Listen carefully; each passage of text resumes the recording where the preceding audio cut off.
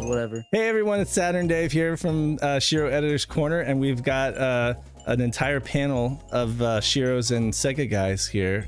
Who do we have here? TraynoCo, just, revel in the holly jolly spirit in Yokobe City.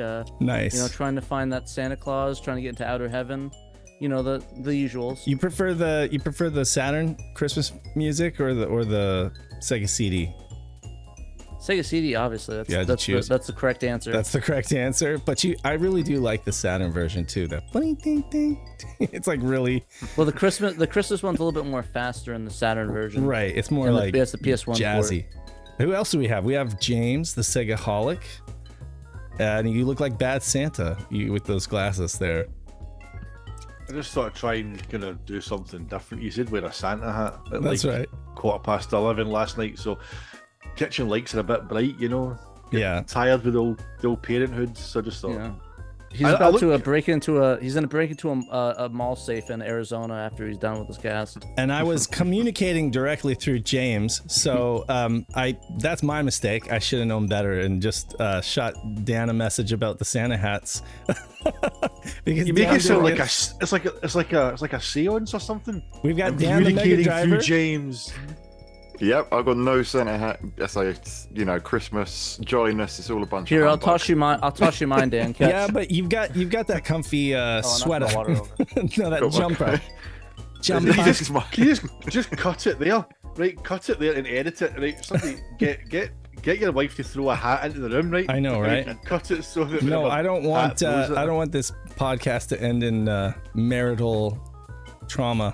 I think that the hat might take a little bit. The extra hat I threw might take a little bit to get to the UK. There's the whole like flying time stuff. So. Especially at this time of year, there's all sorts of hats flying across the Atlantic. It'll probably get lost in the traffic. Yeah, probably. I know what it's like.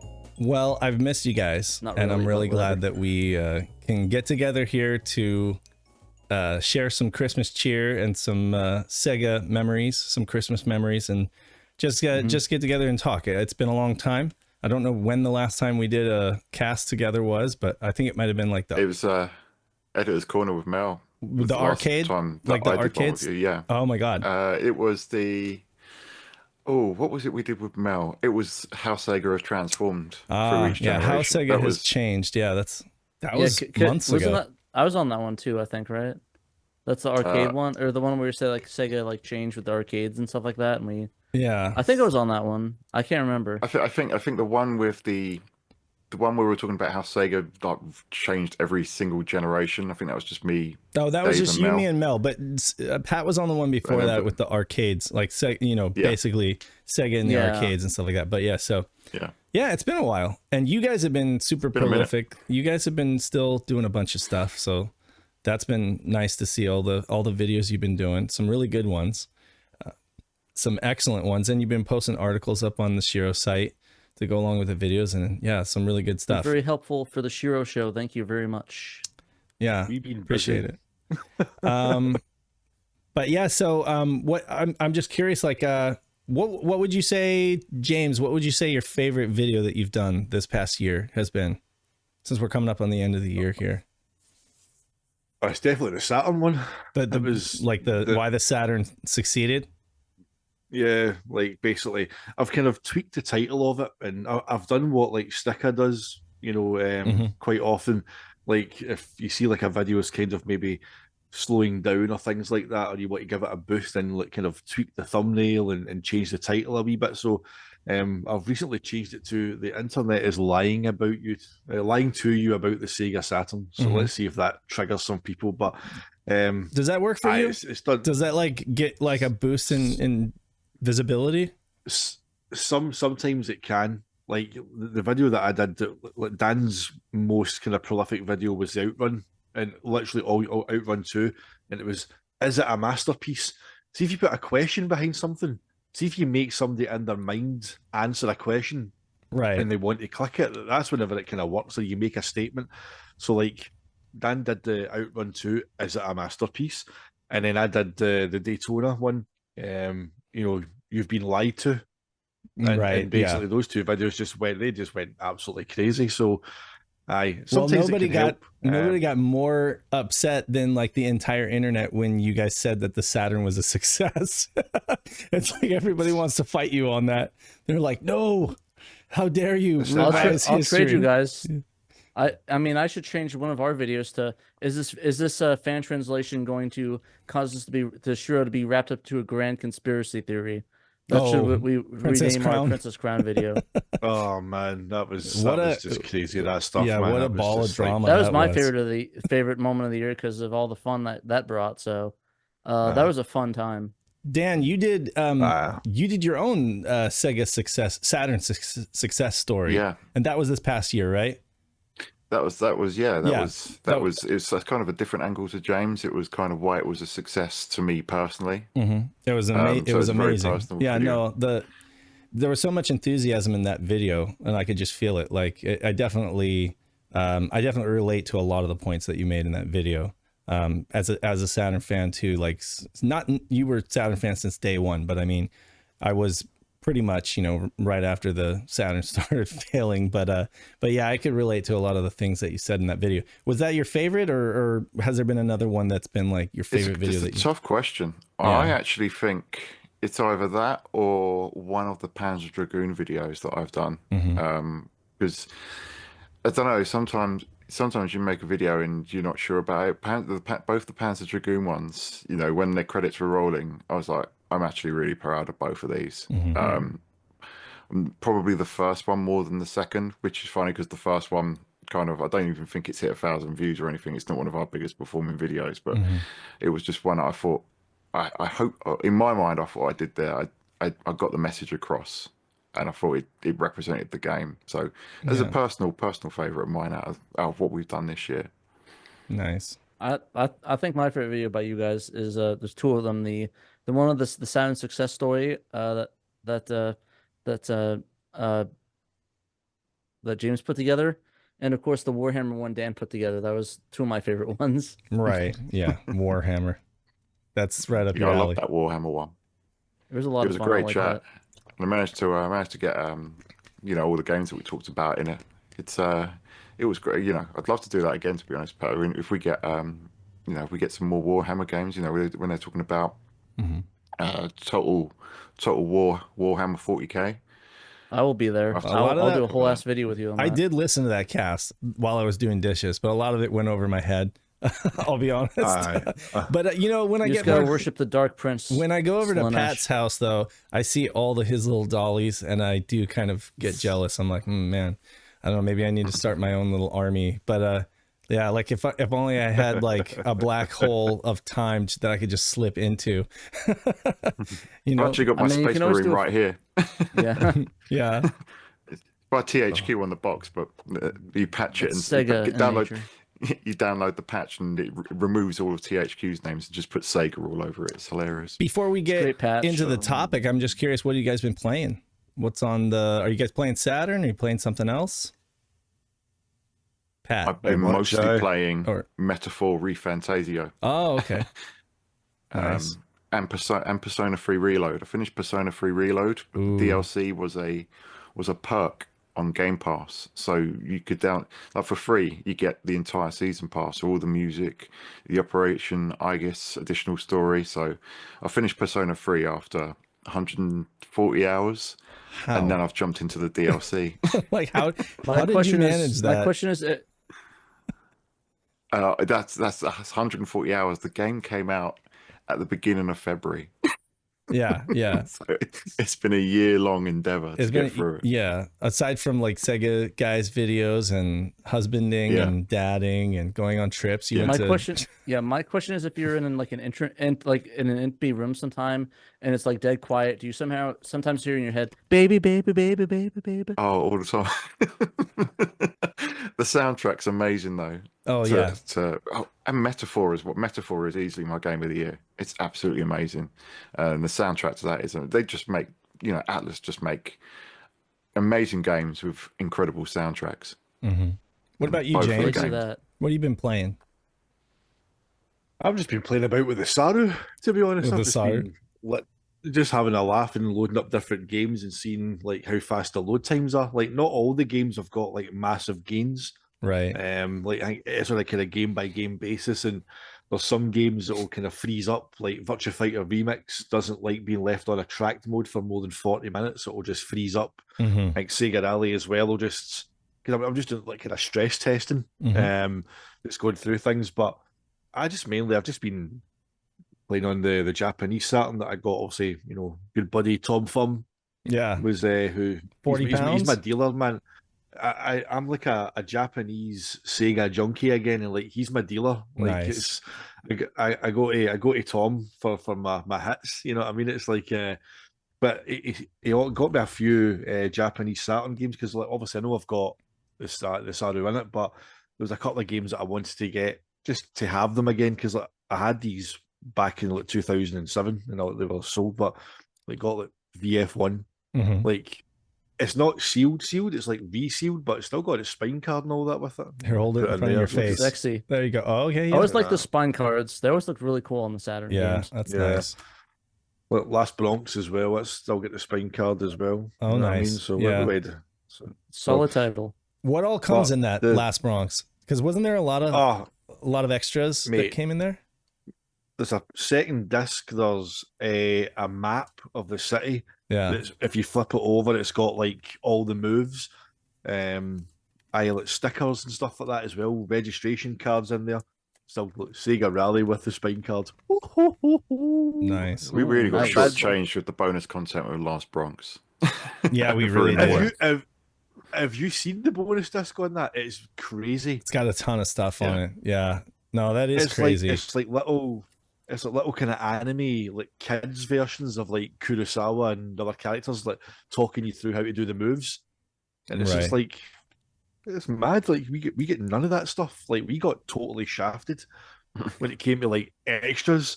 Like even like the magazine, like getting discs with like developer interviews, like Nick showed us with the Sega Rally stuff. And, like Dan, you don't want the wacky commercials with the wacky stuff on the discs, like the crazy ones with like the eyes ripping out of the head for your promos. I was brilliant into it for the Saturn launch. But no, the Japanese stuff was brilliant. And like Dan, you found a load of stuff as well whenever you're doing your Zwei video.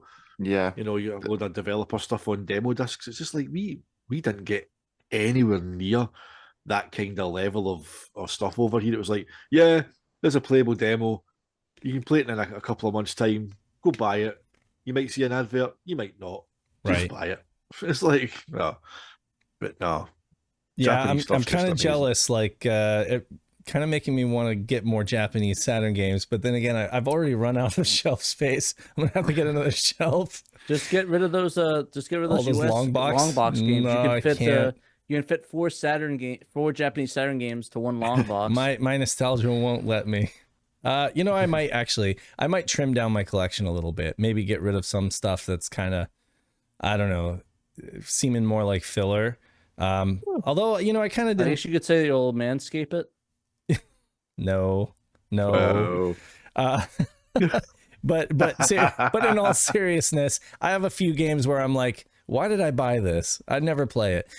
Maybe I just bought it out of morbid curiosity, like CCE, Daytona CCE. Dan Thrax is gonna hate me for saying that, but it's just, not my Daytona. But yeah, so no, I'll probably hold on to it just for lulls. But what have you been? I've been playing a lot of 3DS. Basically, I went to the beach house for Thanksgiving. Decided not to bring the Switch. I was just like, I'm gonna bring the 3DS. I haven't played this in a long time, and I started playing Devil Survivor Overclocked again. So I'm like deep into that, and it was I'm playing like the ROM hack version, which is like the undub. So it's Japanese full voices, and then it's American text. But no, it's a lot of fun. That and Mario Kart with Jesse, Mario Kart 7. So it's like I forgot how good the 3DS was because it's just been in my drawer for like several years, but having a lot of fun with that. What about you, Pat? What are you playing? I've been playing a couple things. So for new games, I've been playing Space Marine 2 with my friends. So we've been grinding through that. We finished the story mode. We're just doing the bonus content in the online games. picking up Darktide again, Warhammer 40k Darktide. That's they have new updates. So I've been playing that. They have a bunch of Krieg stuff. That's my main army in 40k. So I'm playing with all the armor options with that. I'm a big DLC junkie for that, so I'm playing with that. Nice. Besides that, though, I'm trying to get through Majora's Mask before the end of the year for 3DS. Oh, okay, so I cool. Want to. I beat Legend of Zelda Ocarina at the beginning of the year, but I haven't finished Majora on yet. 3DS. So I'm trying to finish that up. Yeah. Yeah, I got it. I got to play both of those games. I do, and I kind of want to do it with Jesse, you know, so that he can get into those. Like he's played a bunch of other Zelda games, but he hasn't played Majora's Mask, and I keep telling him like it's such a good game.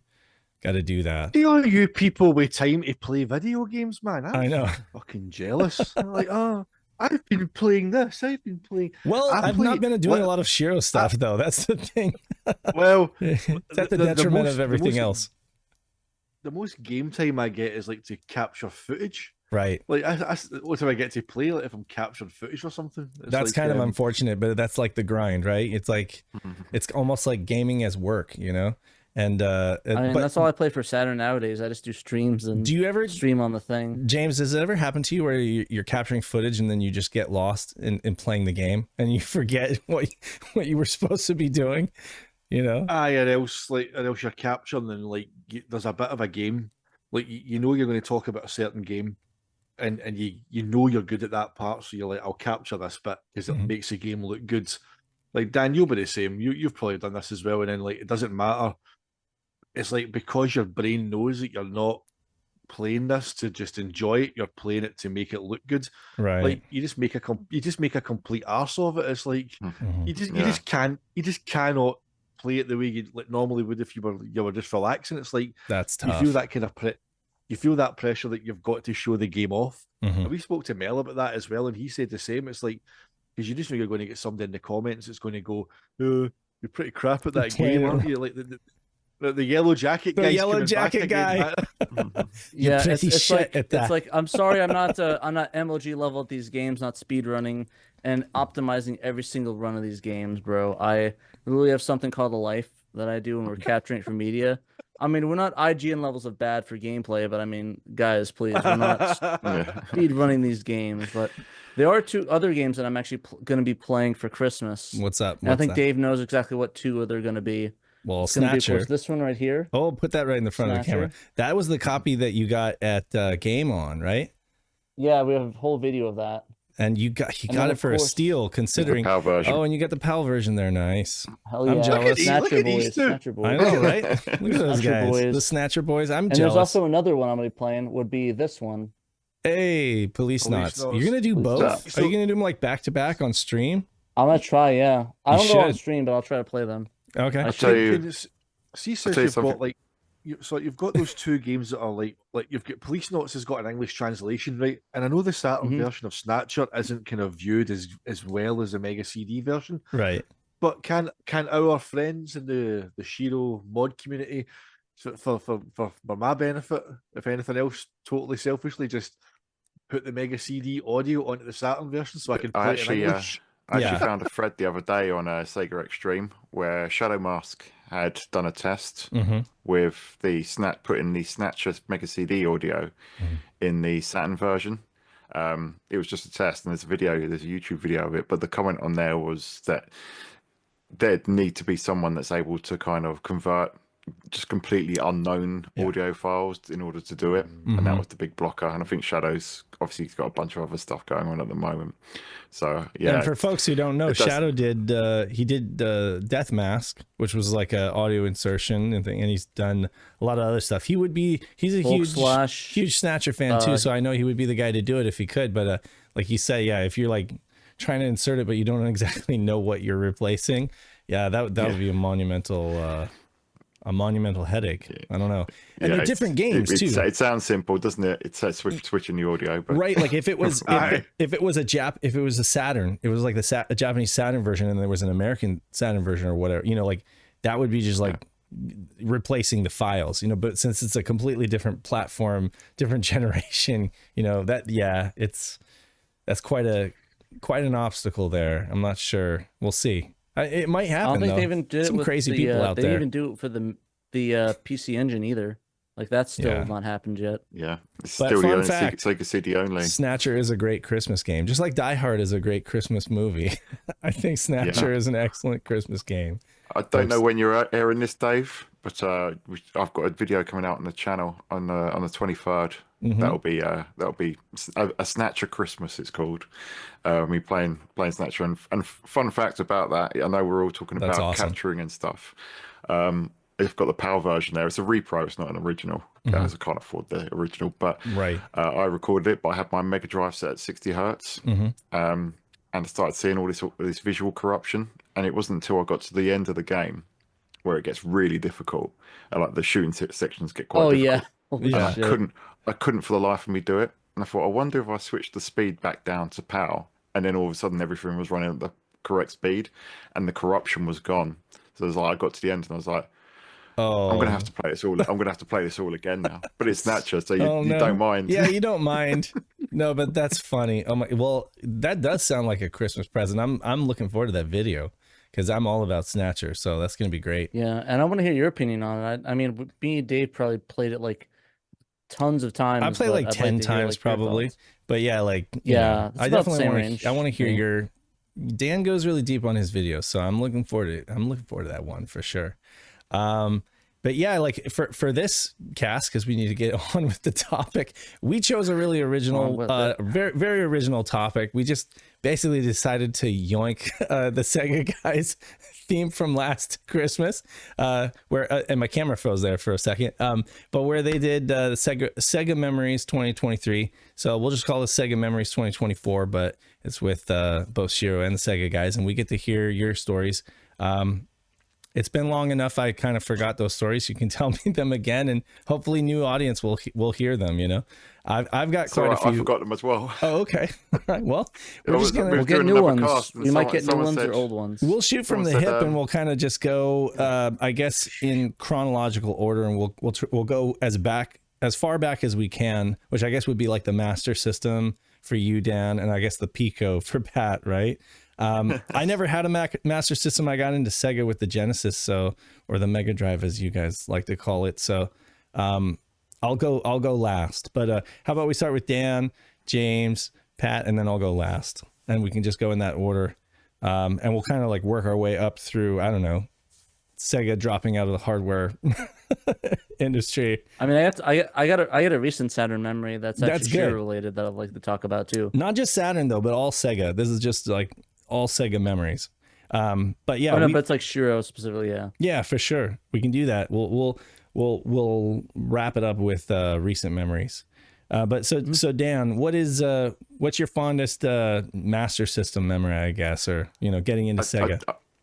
I don't have a Master System Christmas memory actually. Because my brother got it. My brother got it with Sonic, and I think he must have got a Master System game for Christmas. But yeah, it was his. I probably got something for the Commodore 64. So Master System out of the way. My first Sega big Christmas memory comes the year after in 1992. Oh, okay. Where obviously a little game called Sonic 2 was on its way out in November, and obviously my brother got Sonic 2 on the Master System I think it launched in the UK in October, and we played it, and it was like, well, you can't play as Tails, and everything looks like kind of low color. And then we went into the electronics store for something else, and we saw this Mega Drive playing with Sonic the Hedgehog 2, and it was just like, oh my god, this looks incredible. And I told my mum and my parents, this is what we want for Christmas, like all three of us, a joint present from me, my brother and my sister. And yeah, I mean, I say that, and it was mainly for me. I don't know how I convinced those two that they needed to contribute to the getting the Mega Drive for their present. But yeah, so December 25th rolls around, see this big box under the tree, and my parents have got us Sonic the Hedgehog 1 and 2 on the Sega Mega Drive with 2 pads. And my overriding memory of that day was us getting the Mega Drive set up in the room, and us trying to play 2-player Sonic the Hedgehog 2. But we didn't know that the split screen was only competition mode. We thought that you could play the whole story like it, the whole campaign like it. And it basically got a bit heated between us kids. I was 9 years old. My brother and sister are younger than me, and we're all arguing because we wanted to play through like the single player thing in split screen and didn't know you couldn't do it. But once we got that out of the way, I just remember playing it all Christmas Day. Was this the Mega Drive 1 or the Mega Drive 2? It's a Mega Drive 1. We actually still have it. My sister has the console now. Okay, yeah, cool. It was a revision because there was loads of revisions of the original Mega Drive. Right.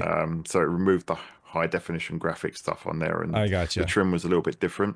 Yeah. But yeah, we still have that console. Mm-hmm. I kind of like the white. You guys have like the white badge on the front instead of the maroon one that we have. Yeah, that looks pretty slick. But yeah, that's cool. What about you, James? So real quick. So you got into Sega with the Mega Drive in '92? I generally got into them with the Master System, but because the console wasn't mine, it was my brother's. So I didn't really have a Christmas with it, but I played it a hell of a lot. Because I had a Commodore 64 myself, which I had a couple of games like Outrun on the Commodore 64, was kind of my first taste of Sega. But yeah, I fell in love with Sega with the Master System, but it wasn't mine, and I didn't really have a Christmas, so to speak, with it. I understand. Okay. Okay, James, sorry to cut you off there. What was your first Sega Christmas memory? My first Sega Christmas memory is one of disappointment. Now, in the months leading up to Christmas, my uncle used to take me into the city centre on weekends, and there was a chain store called Tandy. You remember Tandy, don't you, Dan? I remember Tandy. Yeah. Isn't Tandy a computer? Right, yeah. Just like Radio Shack had their or Sears, no, that makes sense. Yeah, but they used to have like a kind of big stand, and on each side it's like a trio. They had the Game Boy, the Game Gear, and the Atari Lynx, right? So he would take me in, like clearly sounding me out as to what one I was wanting, right? Clearly looking for Christmas ideas. So for weeks on end, I'm going in, and he's clearly looking at the Lynx because my uncle was a techie, and the Lynx was the more superior screen and better specs and all that. But I just wanted, Sonic, right? I just wanted, so that Sonic was on this Game Gear, so that the Game Boy can just get that so far to just never interested in that at all. And well, apart from RoboCop, my mate in school had RoboCop on the Spectrum, and that kind of music always stuck with me. That dun, dun, dun, dun, dun, dun, dun, dun, dun, yeah, isn't like the RoboCop soundtrack like a national treasure in the UK? It's the RoboCop game by Ocean is brilliant. It's really good. But they used it in an advert as well. That's right. Ariston advert. Ariston, that was it. Jeez. And on and Ariston. Oh man, nothing. But that was like I heard about that. I think I was watching a documentary on that, and somebody mentioned that RoboCop was super big in the UK, where they used it in like advertisements, like something else that was pretty huge, like an album or something like that. But it was pretty Spectrum, huge. The Spectrum RoboCop soundtrack is phenomenal for the hardware. It's brilliant, and I love that game so much. But so for weeks on end, leading up to obviously Christmas, he's taking me in, and he's sounding me out, and I'm clearly favouring the Game Gear at this point, right? I'm making it. I could not have made it any clearer that I wanted a Game Gear. I had a shot at the Lynx, and I play like Gates of Zendikon, Blue Lightning, California Games, all brilliant games. They ain't Sonic, right? So, gets to Christmas Day, goes up to my uncle's, and obviously the usual presents, those Christmas jumpers and all that. Christmas sweaters. They're unwrapped, and as a kid, if you got something soft, you knew it was crap. So there was no enthusiasm. You wanted like, what is this? It's true. Clothing, what is underwear. This? Yeah. It has to be that. If it's in a box, you get excited, right? So yeah, the usual kind of presents are opened up, and then like obviously he wheels round the big one, and it's this long shaped box. Now I knew the Game Gear box wasn't long and chunky. I knew it was tall and quite slim. So straight away, I knew I was getting one of these, and this is why I was being taken in. And man, I'm like, this is Christmas '92, so I'm 13 at this point, and like obviously the year before, I'd already been let down because I didn't get the goddamn MegaDrive. Got an Atari ST. Oh, yeah. The Atari ST. This box gets rolled along to me, and I know what it is. I know it's not, and literally the disappointment must have been etched on my face. And I've opened it up, and like almost tearfully, open this up, and I'm like, I see the Batman logo for Batman Returns. It was the Batman Returns Atari Lynx 2-pack, and and I was like, I could not hide my disappointment. I was absolutely gutted. And people will be going, "You ungrateful shit." It's like, but it's like, Pat's giving me a slap. But over, my uncle says to me, "Did you know you were getting it? You don't seem very happy." I'm like, I'm sitting there, I'm like, I wanted a Game Gear. It's like, oh no. So for a second, I thought you were gonna say like, there's this giant long package. You open it up, and like your dad looks like, "Oh, this is for you, Nan. Here's your other one, mate." No, it's an Australian, Pat. It's like, I can't do a British. Yeah, get your Atari Lynx and get it in the bin. Here's a Game Gear. No, it's a Game Gear, mate. Get in the game. But no, so that was it. So Atari didn't do me once; it done me twice. And it's whenever I see all these people going, "Oh, look, this new Atari 7800's got to put it in the fucking bin." Like, Atari can just go away. It's like, no. So that was my kind of first Christmas Sega memory, was one of disappointment. Of what you didn't get. Of what I didn't get. And like, Batman Returns on the Lynx was so bad. Like, the graphics were good, but it was such a bad game. Yeah. And like, Blue Lightning wasn't Afterburner. And Road Blasters was not bad, but it was like, I got loads of games. I got like Gates' Zendikon, I got Blue Lightning, I got Gauntlet, Road Blasters, Rygar as well. Like, yeah, lots of really the Lynx is classics. The Lynx is 16-bit, right? That's why he bought me, because he's a tech junkie, so he's looking at specs. He's thinking like, oh, this is better. 16 bits, but I'm going, double the bits. Just you know what else is 16? You know what else is 16 on the Atari Lynx? The battery life, 16 minutes. 16 minutes, yeah. Oh, well, the Game Gear's not that much better. No, I mean, the thing with the Lynx was really good. And I mean, I'm not left-handed, but it was really clever. There was like a button to flip the screen, so you could literally turn it round. So for left-handed gamers, it was really well. It was ambidextrous. That's right. Yeah. Yeah, it was really clever, and it was the Atari Lynx 2, which was like a lot like slimmer. Not slimmer. It was still bulky. It was wider than the Lynx 1. It's as if they took Lynx 1 and just put it in a vice and squashed it. So it got like not as wide, but it still got quite chunky. But no. What wasn't good, man. And obviously that set the tone. Like, Christmas dinner was frosty that day, I'll tell you. There was an atmosphere in the house that day, because like my uncle's thinking he's got this amazing gift, and I'm like, nah, I just wanted Sonic, mate. You're nearly a Sega console, though, James.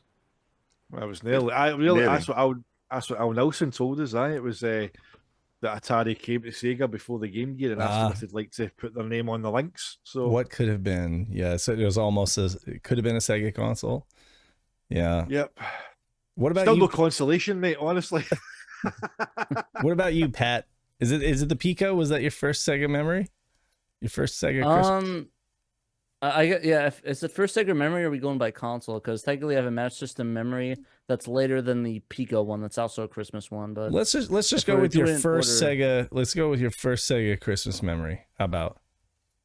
Okay, so the first Sega Christmas memory I have is is opening up on Christmas Day. So my mom and dad were kind of not as well off in the towards the beginning of their life, so they're still working sort of lower end jobs, and didn't really have money at the time. So we get a lot of used stuff for Christmas. So one year I opened a gift up, and it was something called a Sega Pico.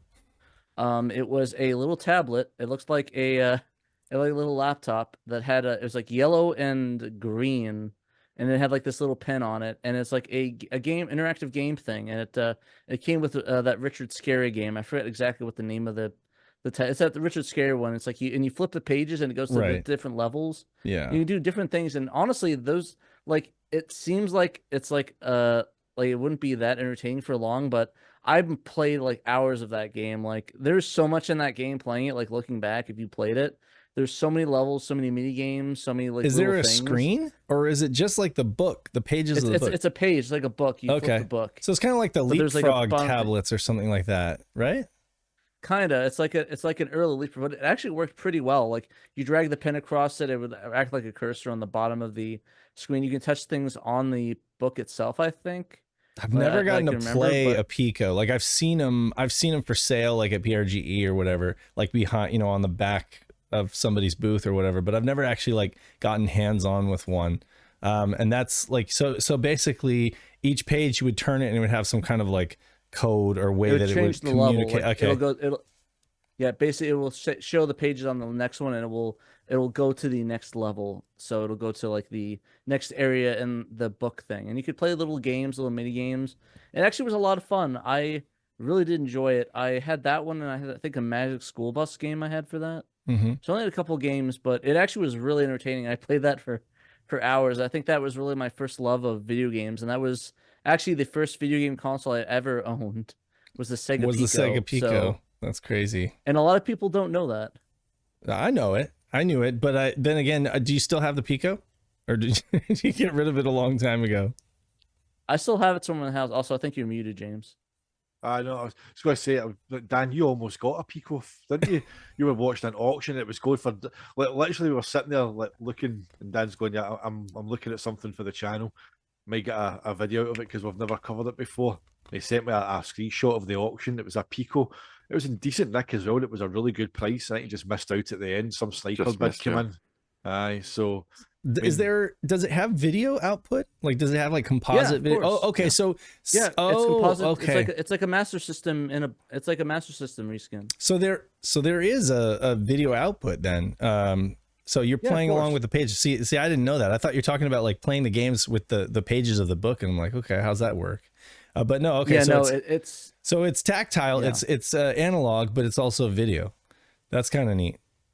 That's awesome. It's really cool. It's pretty much just a repackaged MegaDrive, just like a Master System, similar to how the Game Gear is essentially another. We got to system. chip in and get Dan a Pico so we can cover it for the channel. I kind of want to learn about this console. Dan, did you ever play one before? I've never played. I saw one in a demo booth. It's the closest I've ever been to one myself. Okay. Yeah. And at the time, I was, excuse me, it was at the same time that I played Sega Rally in Argos in the department store. Mm-hmm. They had the Sega Rally booth up, and they had a Pico on demo. And of course, I was what, 13. Yeah. So I was just like, I don't want to play this kid's crap. For that. Playing the Pico. Right. But now I'm like 41. I'm like, you know what? I really need a Pico in my life. Well, now you really do. Honestly, so Pat, everyone should get a Pico. So Pat's like Pat, you're 31, 32.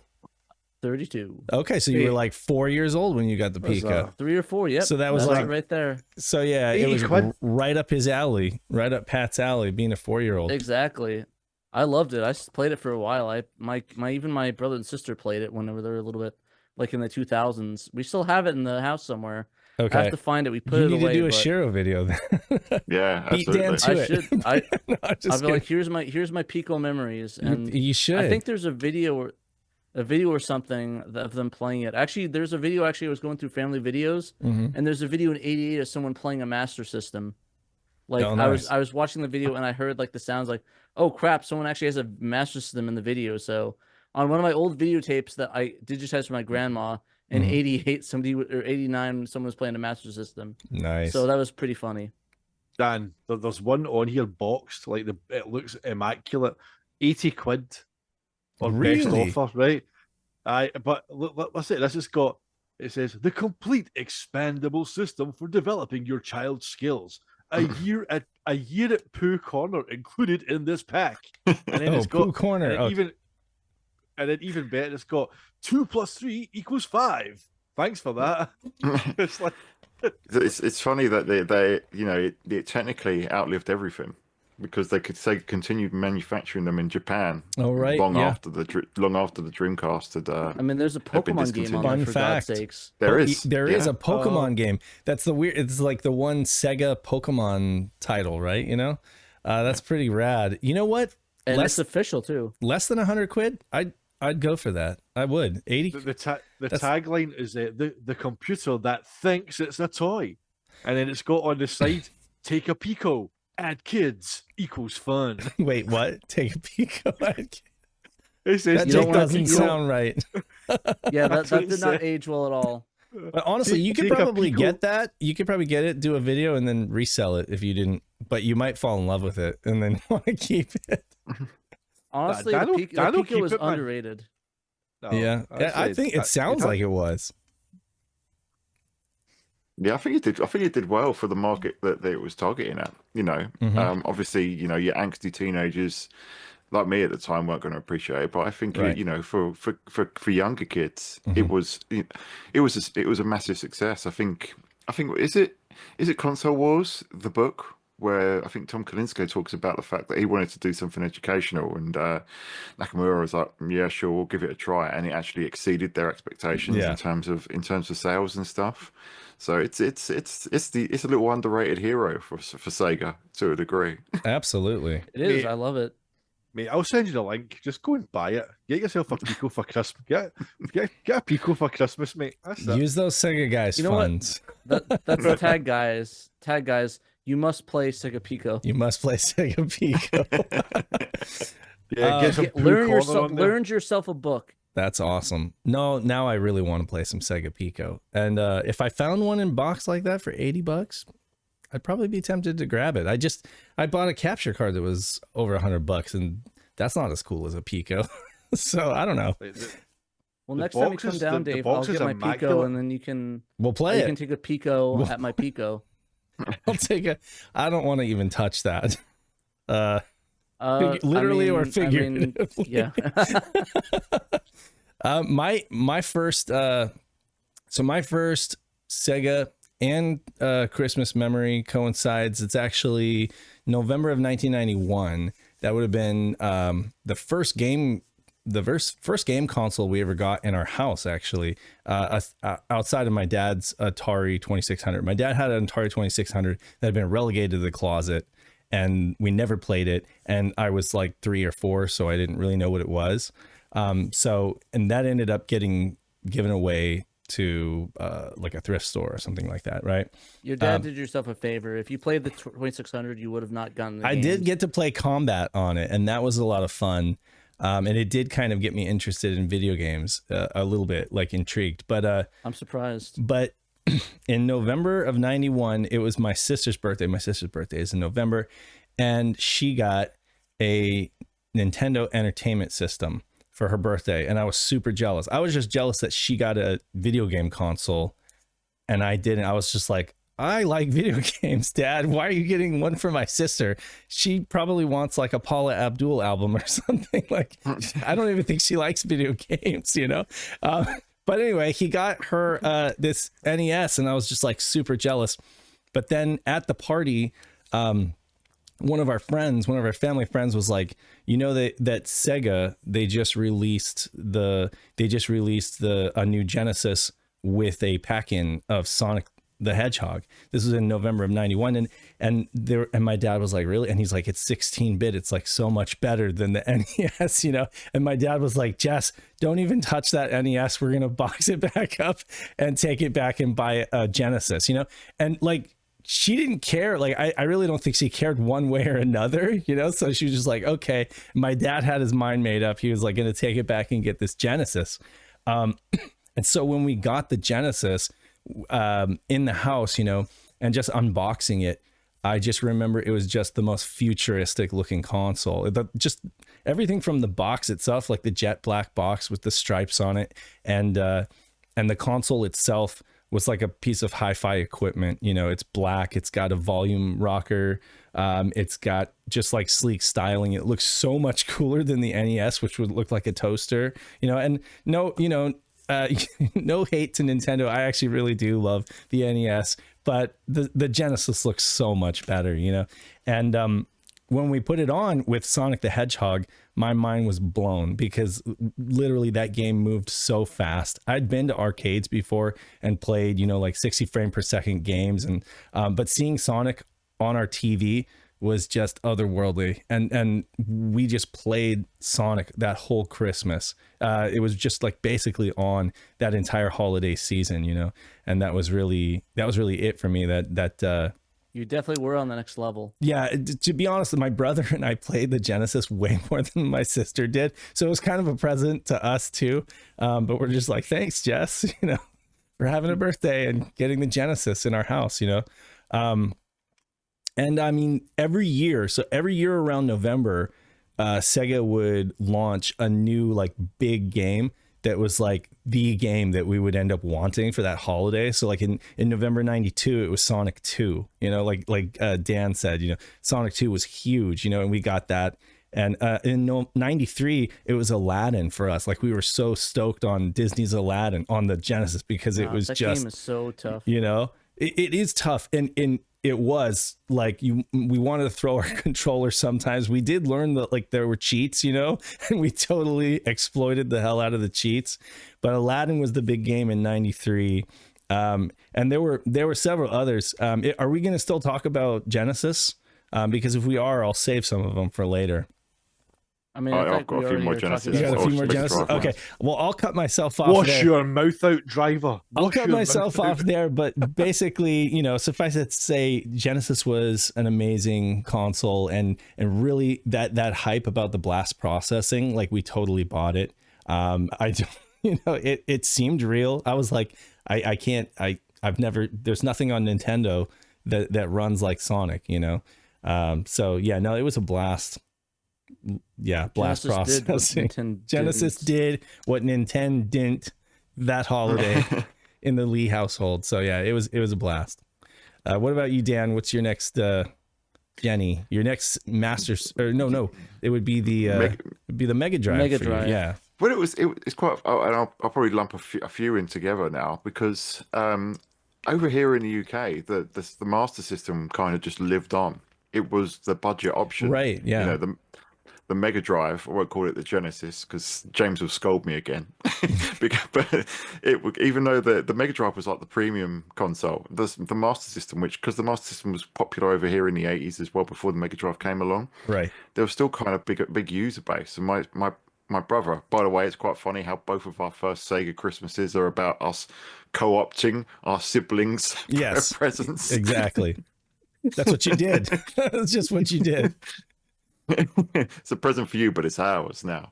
But yeah, so my brother, like 1993, he got Sonic Chaos from the Master System, which it's a great game. It's a bit easy. I remember we beat it before, you know, Christmas dinner that day. we'd already got to the end of it. But 93 for me, I just got Street Fighter 2 on the Mega Drive for my birthday. And obviously the other big game was Mortal Kombat. Mm-hmm. And my dad was like, you know, what do you want for Christmas? You want Mortal Kombat, don't you? And he's thinking, yeah, Street Fighter, Mortal Kombat. And I was like, no, I want Aladdin. Right. And I remember he was just a bit like, well, what? Why do you want this Disney game rather than a game where you rip people's spines out of their bodies and stuff? But no, I mean, Aladdin was the game to get that year. Really I think was. he asked if I wanted Sonic Spinball as well, which I'm glad he didn't because I hate that game. but I have a love-hate relationship with that game. No, I just have a hate relationship with that game. Yeah. I'm with Dan on that. Middle fingers out, Dan.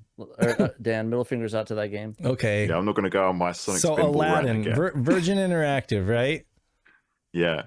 And yeah, that was, I think, December 93, that was the game to get for the Mega Drive because it was just, you know, I was not disappointed. You know, it was definitely the right choice out of that Spinball and Mortal Kombat because, you know, I know it's challenging and you can kind of see where they might have cut corners a little bit for ROM size or out of time, but it's just so beautiful to look at, and I actually think it plays better than any other version as well. It's just a fantastic platformer in all regard, and I still play it regularly today. I mean, the Capcom version is good, but the Genesis version is just excellent. Yeah, like it's probably the best when it comes to like those. Virgin did a lot of those games where there was a lot of verticality to it, and just the same kind of level layout with like they did Lion King, right, which is kind of the same thing in the Jungle Book. Actually, Lion King was actually Westwood Studios. Oh, was that Westwood? Conquer.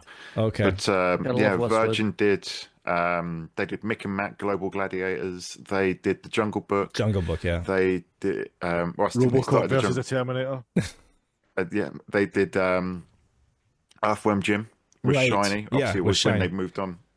And the same kind of vibe too with Earthworm Jim. Like a lot of that, those levels that were kind of just stacked, and. But I mean, Aladdin was probably the best one. The music, the animation, the like rotoscoped animation, it was just amazing.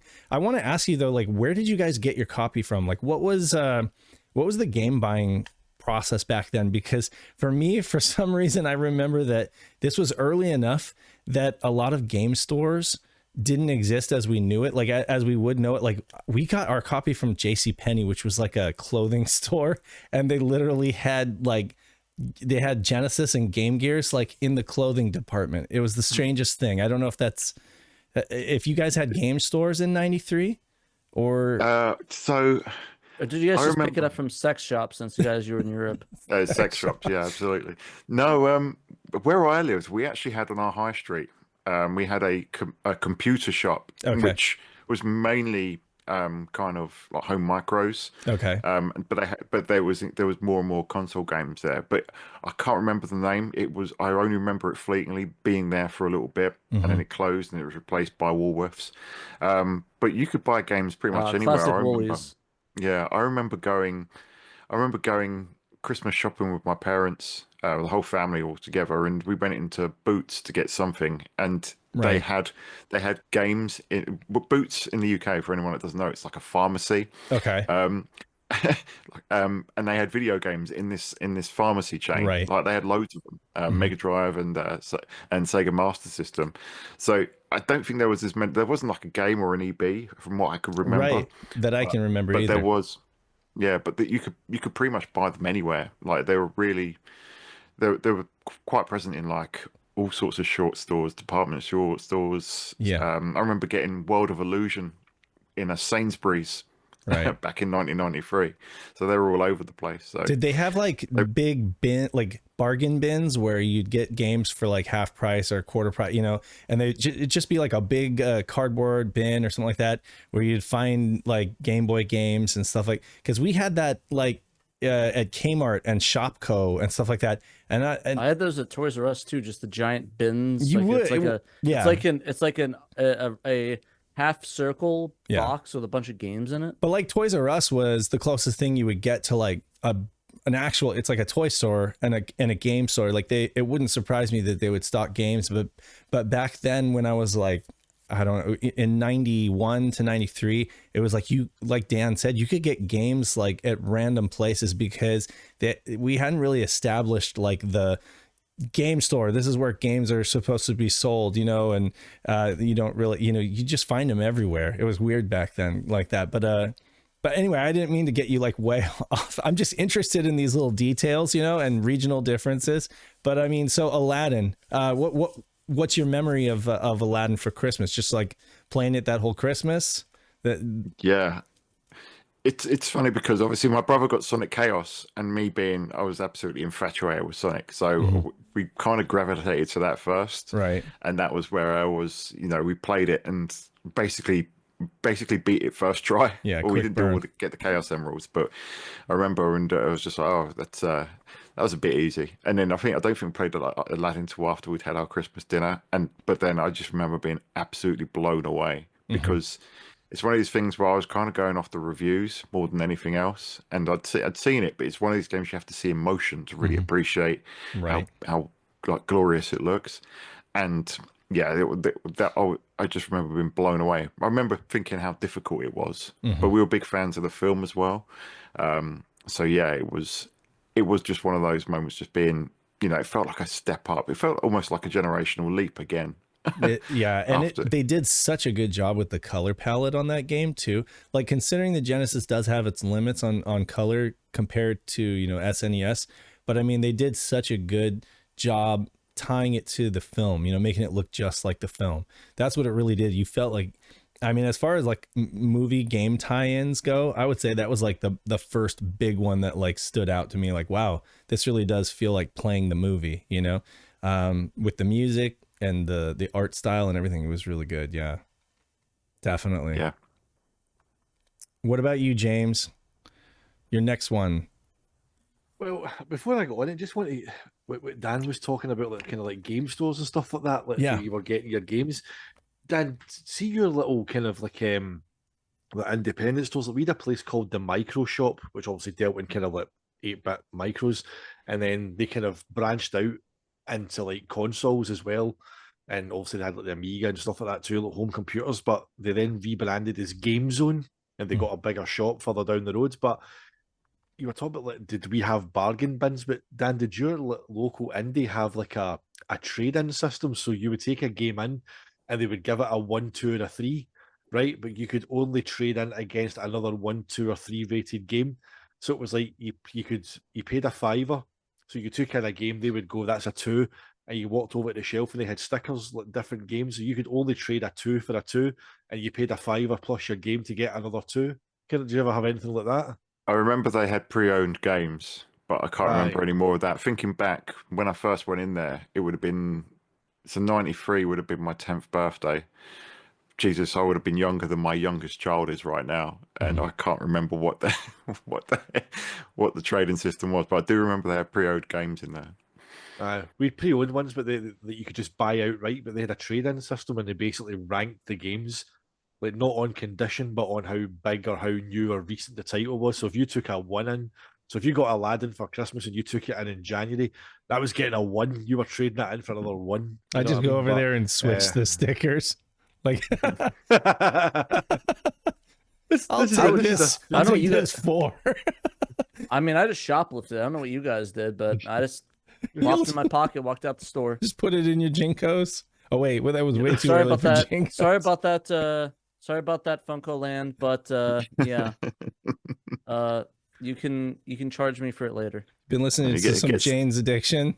Ben caught stealing. Yeah. Just joking. No, I actually never shoplifted stuff from Funko Land. Trust me. Right. I promise that was a joke. That was a joke. Legal authorities. I did not shoplift from Funko Land. You still live from video games at Christmas. You get caught by Bernie Mac like in Bad Santa, ripping them out. Yeah, pretty much. Yeah. Ripping out your jeans. It's like 5 games. And the glasses go on. Steal from the store. You steal from me. Okay, so what's your real memory, James? You got a 2 for there. Right, so I don't have an actual Mega Drive memory from the day, but it was November that Mr. Driver sent me this. Nice. Ooh, nice. That was November 2022. I like the white on that. That actually, I think that's what I was saying. It looks pretty American sleek. Looks, I mean, although it is PAL. No, it's got a 60 hertz switch. I can go between US, Japan, and there you go. It has a good games option on that. Yeah, no. Yeah, it also has the right name, but it does have the correct name. This is true. Wait, they put Genesis on the PAL ones too? No, mate. No, we got the name that Sega of Japan, the creators. MegaDrive is a cooler name.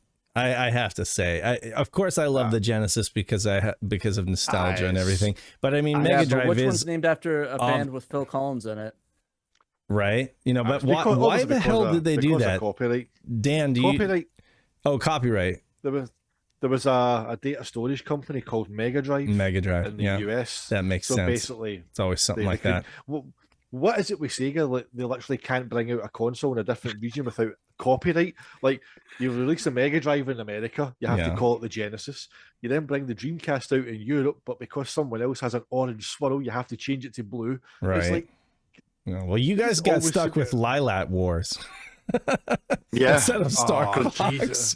God, yeah. Lame. What is behind that, man? You know what I mean? But Hey, Yeah. to be fair though, they got the cool Lilat language option in the game. That was kind of a neat thing in Star Fox 64. Love Yep. Star Fox 64, by the way. It's Yeah. my favorite in 64. Now wait, game. is it Star Fox 64 over there, or is it Lilat Wars 64? It's Lilac Wars. I've got Lilac Wars on the shelf there, but Nice. I call it Star Fox. But yeah, they got that cool feature. I'm so jealous. I think that's so cool that you can have You the don't have Lilat that? language. No, they don't have that. in No, Oh, they don't wow. have that No, in they US don't have version. that. That's Europe exclusive and Japan, I think. Oh, because in Star Wing, I call it Star Wing. Star Fox on the snares is Star Wing over here. In Right. Star Wing, yeah, it's the Lilac language that you can switch it to in the N64 version. Oh, I know it's Sega. I'm gonna play some Lilac Wars after this. There you go. And then maybe some Sonic Wings, or was it Sonic? Was that it was called Sonic Wings? Somebody actually someone ported Star Fox to the Genesis, the Mega Drive. Yeah, that was pretty cool. Play that one. Play that one. It doesn't Anyways, obviously, continue on, James. frame rate's pretty bad, but hey, they did it. Yeah, crazy people doing crazy things. What about you, Pat?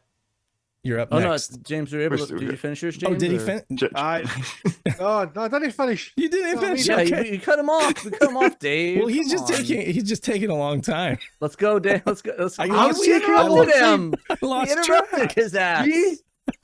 Sorry, sorry, James. It's like God no, almighty. it's not that. It's like you bring a point up, then Dave will just go off on a mad tangent again. It's like you cut me off. I get cut off on nothing, man. Like I bring up I'm guilty. Up the Mega Drive game and you guys start talking about goddamn Lilac Wars. Oh, yeah, that's man. true. Yeah. I'm the king of Let's hear tangents. it, James. Let's go. All right, let's hear it, Let's James. hear it. Yeah, okay. Let's hear this memory. Build up now. That's it. Right, fine then. I was waiting on my Xbox Series S coming through, and Dan sent me a Mega Drive, undoing all the hurt of 25 years. That's my memory. Fucking move on. What was the what were the circumstances? Was that your first was that your first Mega Drive? So I'd had one, like I picked one up like way back, like after Saturn came out and that Game Zone shop, and I paid like 20 quid for it with a copy of Sonic, and it was like, put in a white carrier bag, and it was like and at that point I was just so entrenched in Saturn that Mega Drive was like this kind of just I always get one, but I never really appreciated it because I was too into Saturn. But then I was waiting on my Xbox Series S coming that I'd pre-ordered, and then a box. Dan sent me a message on WhatsApp saying, "I've sent you a wee thing." And I'm like, "All right, okay." This big box arrives at the door, and it was that inside. So nice. I've got this lovely super shiny Mega Drive. I mean, to be fair, I've polished the shit out of it, especially just for that, so it's like super shiny. But yeah, it looks nice. Yeah. That's a great gift, Dan. He just wanted you to be able to appreciate all these games he's talking about. So basically, Dan delivered where like my family didn't. Right? So there you go. Oh my God. I mean, that's Dan, it. you should have gotten him. Your story was such a tearjerker. Nice. If he'd sent me an Atari Lynx, I'd have went to his house and fucking killed him. Well, but I wouldn't have actually, because the dude's a giant man. I'm 6'2" and he's taller than me, so there you go. Never underestimate James, though. I'm sure he can mess somebody up pretty damn good. Oh yeah, yeah. I wouldn't want a bar fight with James. Sorry, James is like a holic beater of ass. Wait, but what exactly are we talking about there? But anyways, he's gonna beat that ass. But anyways, my Mega Drive memory, or Genesis memory, if you refer to the correct name, is so I actually never owned one, but I experienced it in the Christmas holiday. So I actually had a twofer where I don't know if it was the same year or not. I don't remember, but I went over to a friend's house who just got it for Christmas, and I played with them for a little bit. We played Aladdin, and then that was sort of the first one. And the second one was I went over to another friend's cousin's house, and they had Terminator versus, was it the RoboCop versus the Terminator? And I must have sat at both games for like an hour or two playing it, and I was just like aghast. Like both these games were total fucking shit. Like these games were garbage. Like I did not have fun with either one of them. They like the Terminator one, I got lost so easily and I just got mega killed. And Aladdin, I just got juggled around by a bunch of guys and got my ass. It's got arrows that tell you where to go in RoboCop versus the Terminator. Oh, you're going to hate my video that's coming out just before it just turned me off on the Mega Drive because like I'm playing these other games and like, why are these games so difficult and why are they just not fun? Like they were both they were both developed at the same time and within Virgin. Those games were developed in parallel. They use the same engine, don't they? Yeah, Dave Perry's engine that was used in Global Gladiators, right? As well, and Cool Spot. So yeah, like I said, I think the issue was more of that. Like, I mean, if I was a little bit older, but I was like 5 or 6 at the time, and it's like I didn't get any of the Sonics, and no one brought out the Sonics. No one brought out the games that actually would be fun, like Rocket Knight. They brought out freaking RoboCop and the Terminator. And damn Aladdin, where I couldn't figure out how to play it, and I just got juggled. We're all praising Aladdin, and Pat's like, it's garbage. That was a... Aladdin wasn't an easy game. It wasn't necessarily an easy game, especially when you did the carpet ride. Like, that was hell. Like, just trying to navigate the... And, oh, my God, how many times did I have to restart the game because I would lose out on the carpet, on that damn carpet. That's where I, started getting into the cheats. We'd go to the grocery store and look in the magazine. I told Pat this before. And we were like, oh, there's cheats. Let's put in this code and... Let's do it, get past the... magazine. No. Yeah, that's where I found out actually about the being able to do the level select for Sonic 1, being able to, put in those codes. Yep. Yeah, but it's just like I got the worst hand at the experience of the Genesis. I got like the hardest, most difficult games for a 5 and 6-year-old to play, and it's like I got like a bad taste in my mouth. And it's not even like, to me, like that was not even like my honest opinion about it. That's like me as a kid playing. It's like these are garbage. I can't play them. They're so hard. I hate these games. They're like dog crap. But like, and I didn't get any good ones. Like. But then, like years later, I found awesome games like Rocket Knight, Sonic, and all these other great ones. And it's like, why didn't I play these ones? Why was I stuck with this when I was a kid? Why can't everyone else have play something normal, for God's sake? So when did you finally buy a Genesis? I honestly, I don't even know. I literally think I got it in like maybe 2003 or 4. Oh, okay. I think that was it. Like I it just didn't like the thing is that the system that did made me see the face of God though when I played it like years later was the Super Nintendo. Like the Super Nintendo, every single game I played on that thing was like it was like I was stepping into another dimension. Like it was amazing. Like Legend of Zelda. I know I'm gonna get a lot of this, like Legend of Zelda, like the Sunset Riders, all those other games, Dr. Mario, Street Fighter.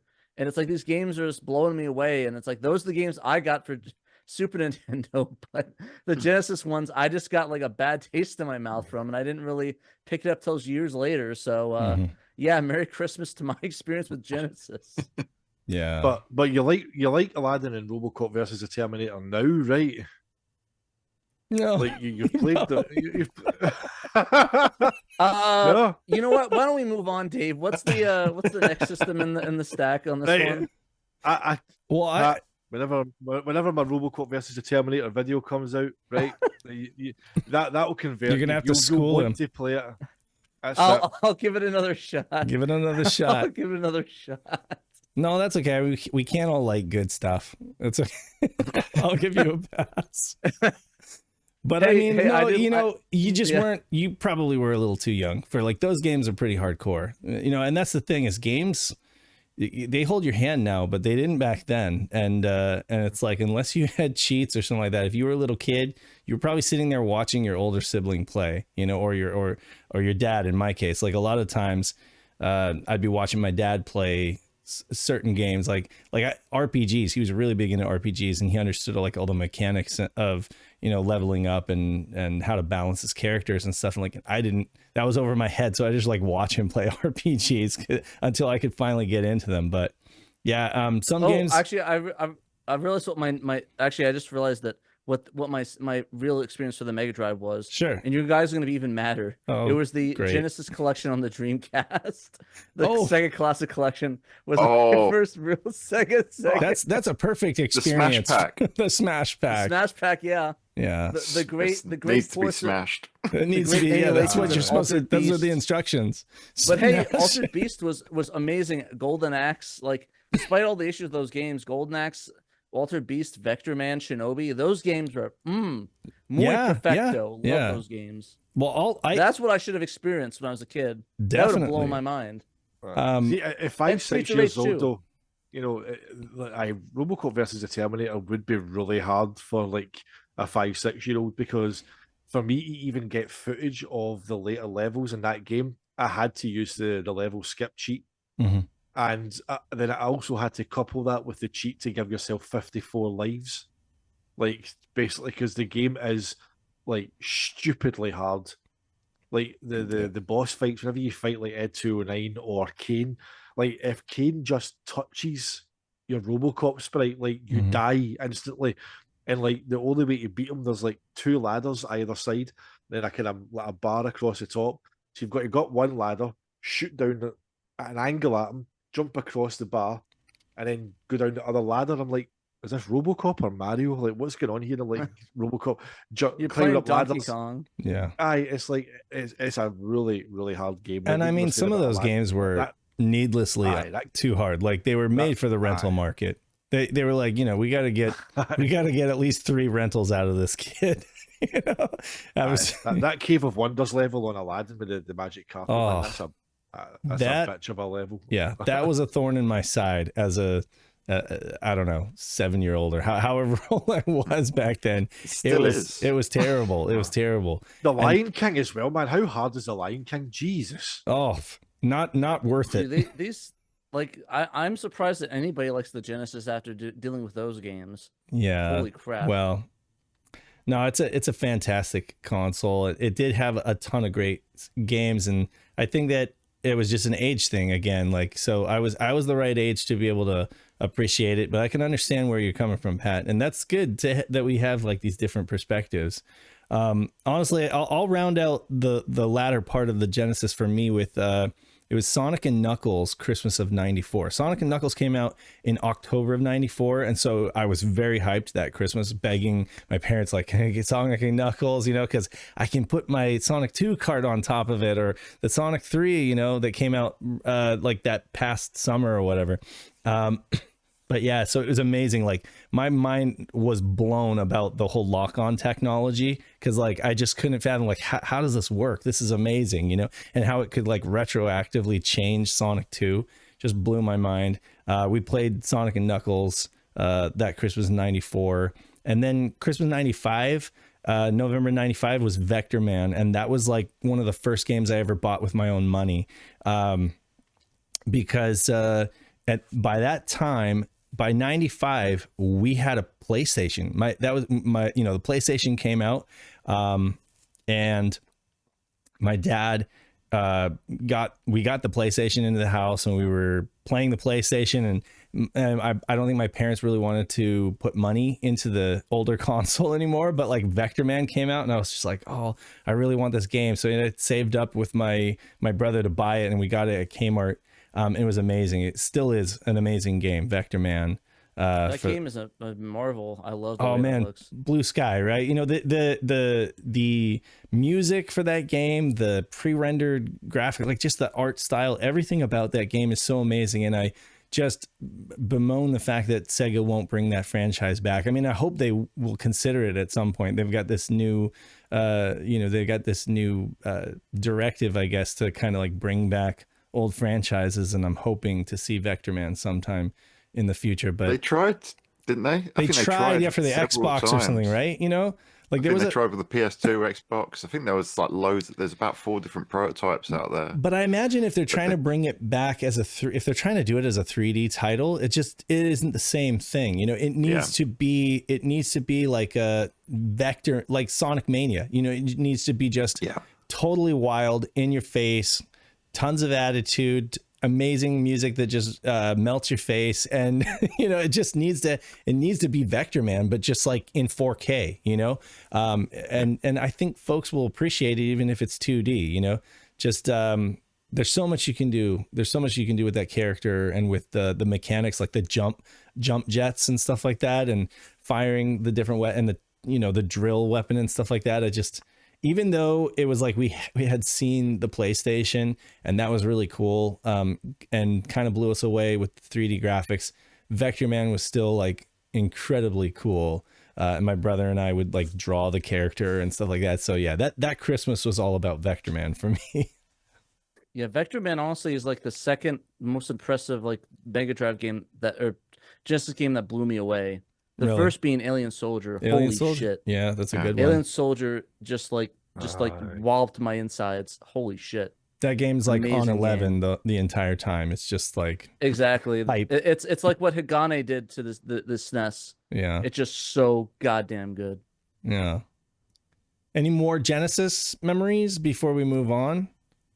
I think like 2 Christmases for me. I think so. For '94, I got Mortal Kombat 2, which is a nice festive game. Yeah, definitely. Paint the halls red, right? Yeah, yeah. that was after I didn't want Mortal Kombat for the Christmas '93. '94 it was all about MK2 because I remember my dad was like, right, this year I know you want Super Street Fighter 2, right? I was like, nope, Mortal Kombat this time. Yeah, and he must be thinking this. And you had the bloody version, the good version. It did. Yeah. I think, Mortal Kombat 2 was uncensored on everything, I think. Oh, okay. That's true. I'm thinking of number 1 was, that's right. But number 2 was still really, really good on the Genesis. Yeah. Yeah. I love the music in number 2 as well because it's different to the arcade, but I love the synth tunes. And 95 was Micro Machines 2 Turbo Tournament. Oh, good game. Good game. Which me and my brother and sister, it was like a joint present. And yeah, that one, it was perfect because obviously it was the J-Kart with the 2 controller ports in the top.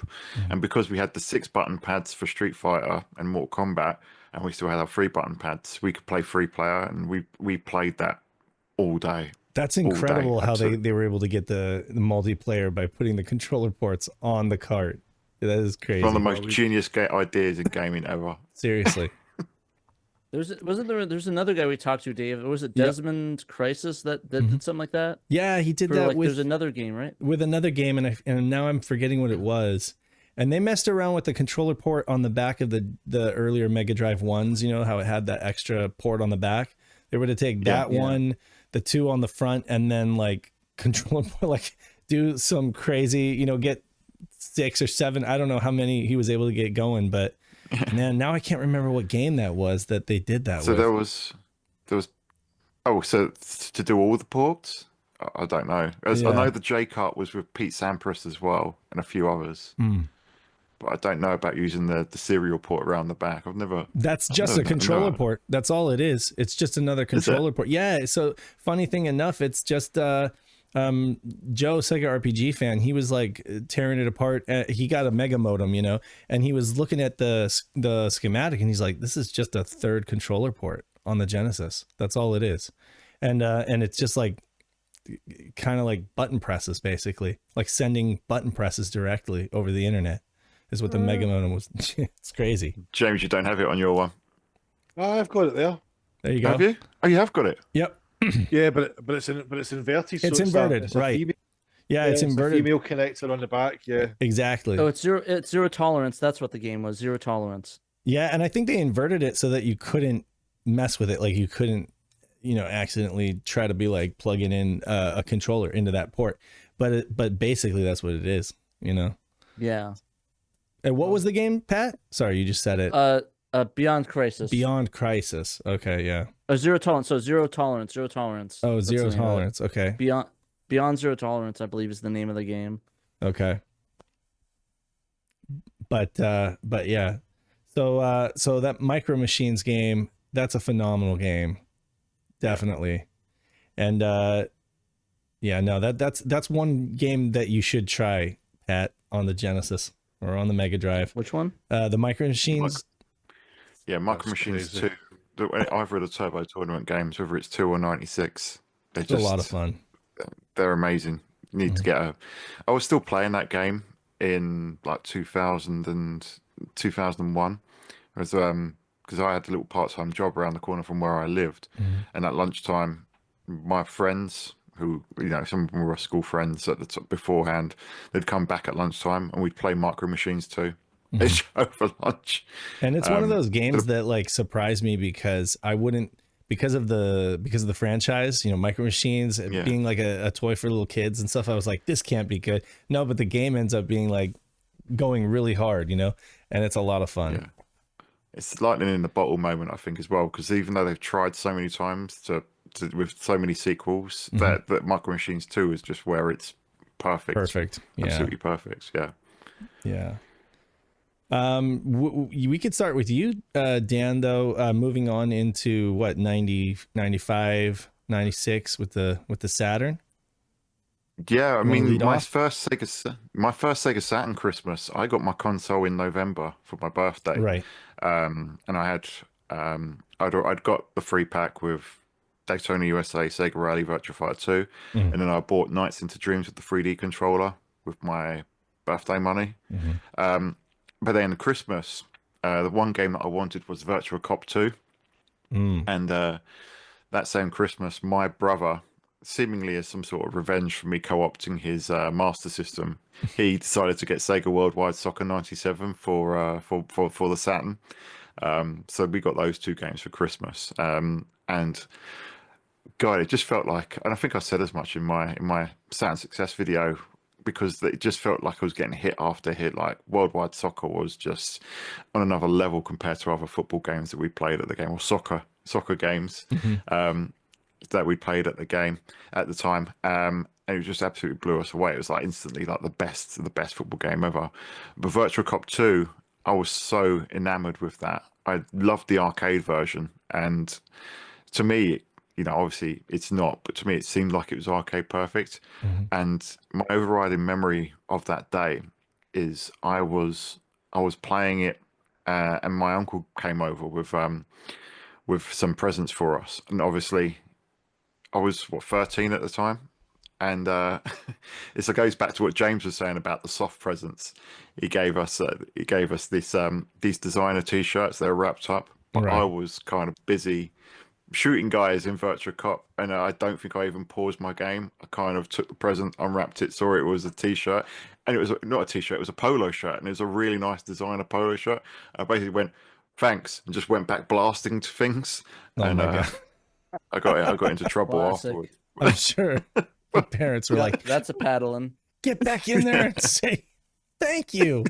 No, Where are the bunny pajamas? But Dan? seriously, Where are the bunny who gets a pajamas? kid a polo shirt for Christmas? It was a nice shirt, but man, I was too busy with Virtua Cop to even properly acknowledge it. Right. Dave, you have to keep in mind this is the UK we're talking about. That's like for Russians getting their first tracksuit. Like it's a thing. Oh my God. Jesus. Thank you for the tracksuit. Very much welcome. Yes. Much welcome. Wow. But okay, so Virtua Cop 2, phenomenal game. Nights into Dreams, also phenomenal. So is that what you did that Christmas? You just played that entire holiday season? It was all Virtua Cop 2 over Christmas Day. But my Saturn was still new, so I had like those 6 games on rotation. To me, I was just like, out of these 6 games here, none of them are misses. I'm kind of curious, they're all absolutely incredible. What did PlayStation have at that time to like rival Virtua Cop 2? Or even on the soccer side, like with Worldwide, did PlayStation have any showing? Wouldn't it have like Time Crisis? No, it didn't. Time Crisis was the next year. It hadn't come yet. Oh, Yep. Yeah. It was 97. It was like at that time, Sega really was firing on all cylinders, and like the Saturn really was, it was next generation console. It was very impressive. It's like people look at it in hindsight and they constantly compare it to the PlayStation, but it's like if you were there in 95, even 96, it was very competitive, and a lot of times the PlayStation just didn't have any answer to some of the stuff that Saturn was doing, especially with like Virtua Fighter 2. You mentioned nothing close to that, and wouldn't be for a while. No, my friends got PlayStations and they got Tekken 2, and I remember looking at Tekken 2 thinking, this doesn't look like Virtua Fighter. This looks blocky and unimpressive. Right. Yeah. And now it's up to the 8th entry. Yeah, and I mean, Virtua Fighter 2 also used like the high-res mode on VDP 1 as well. Like it really pulled out all the stops, and it's amazing how much they were able to optimize that game to make it run the way it did. But yeah, like that was pretty great game that has I think stood the test of time. I realize it's not for everybody, but I think it's a classic for sure, and it's one that folks should definitely go to for the Saturn. Just as a kind of where it sets the bar, in terms of fighting games. What about you, James? Sega Saturn? So I've got kind of two. I've got obviously the Christmas 95, and then obviously 96 is kind of when I got my own. But my uncle had bought the Saturn as a kind of surprise kind of gift to use at his, obviously on launch day in July 95, and then December 95 he bought me Virtua Cop with the Virtua gun pack, and W.H. Smith, which was a newsagent which is found in high streets and numerous train stations across the UK. It's a staple of a train station, your newspapers and whatnot. So they used to have like a games department, which again, like what Dan was saying about Boots the Chemist, it was like you found like games in like the most stupid places. It was like department stores and chemists and newsagents. But yeah, right. Down in the kind of the basement level was where they had all their kind of videos and CDs and LPs and games. And like going down there, and their Saturn section was so small. And if I close it, I can still see it if I think about it. But it was one copy of a Virtua Cop in the Virtua Gun bundle, the big long box, and it was on the bottom shelf, and it was $59.99. And he's like, oh, because we played it in the arcade, it was in Booth's arcade. He's like, well, do you want that for your Christmas? And I was like, let me think, yeah. Even though it was only to use at his house, it was still like, yeah. So like, I remember getting that, and I prefer the first Virtua Cop to the sequel. I just think it's again, it's the memories that make these games. Like Dan's memories are entrenched in Virtua Cop 2, so that's why that's a special game to him. But I just prefer the first game. What do you prefer about Christmas it? 95. Just nostalgia aside, like what just how simple and like straightforward it is. I just think the level design is really clever. I think the kind of the visual aesthetic of it, I like Virtua Cop 2 looks absolutely stunning. Right. Like the kind of more texture mapping being done on it, the kind of the multiple routes you can take, like being on like a moving train and guys jumping out from behind kind of seats and stuff like that, car chases, shooting out tires and stuff. It's great, but I think in some ways it's almost too complicated. It's like it does too much. Whereas I think like Virtua Cop 1, they just nailed the sheer simplicity of the old style kind of light gun games, but they modernized it. So like you added like just the way the camera moved. It was almost like a film. Like I always talk about the third stage whenever you go down into that kind of underground car park and you fight your way through it. There's a door at the back right corner, and yourself, it's loading the next section. When you get to that door, and it brings up the score summary, and like the camera takes you on this journey up this kind of really narrow staircase, and then you come out into the big kind of foyer, and then the truck comes through the window and stuff like that. But just the way the camera kind of swoops round that stairway, and like bad guys kind of pop round the corner, you almost feel like you're kind of hugging the wall, like sliding up the stairway, like peeking around it. Just the way it moves is phenomenal. I just think the whole visual style of like, it sounds really daft. I don't like the targeting reticles in Virtua Cop 2. I don't like that they're round. I don't like that they're round. I just love that kind of octagon shape that they've got on like Virtua Cop 1. I just think that visual style, and the fact that like the stages are texture mapped, but the bad guys aren't they're almost a kind of halfway house between VF1 and VF2. Like they're all in like kind of like suits with their shades and stuff like that, but right, they're not massively detailed. I just think that the whole visual aesthetic of Virtua Cop 1 just works really, really well. Yeah. And it's just a more simplified game. But again, like if I came to Virtua Cop 2 first, it's a similar thing. Like might have gone Dan's, different. Like Dan loves Panzer Dragoon's Vi more than the first game, but I prefer the first Panzer Dragoon to the second because it's the one that it's the one that I first experienced the game. So it's like it's the same. Like, well, with the first one, you get the orchestral score, right? You know, but then with the second one, you get the branching paths and much better, much better, 3D. So I'd have to go Zvi. The sense of scale in Panzer's Vi is just ridiculous. But like I think the first game is just this whole like, you feel very alone. It's like it's you and your dragon that you've inherited against the world kind of thing. Whereas the second game's got more of a kind of narrative around it. Yes, you're right. It's kind of like a more crystallized vision. You know, it's very pure. And Virtua Cop is the same way. Both of those games are just much more simple and to the point. So you really get a sense of like what those developers had in mind with, and starting over the ocean and stuff like that. There's a lot to be said for like the first Panzer Dragoon for sure. Folks should definitely experience it. And I think they should experience it in that order, the first one, so that they can appreciate what Zvi brings to the table, what it does better.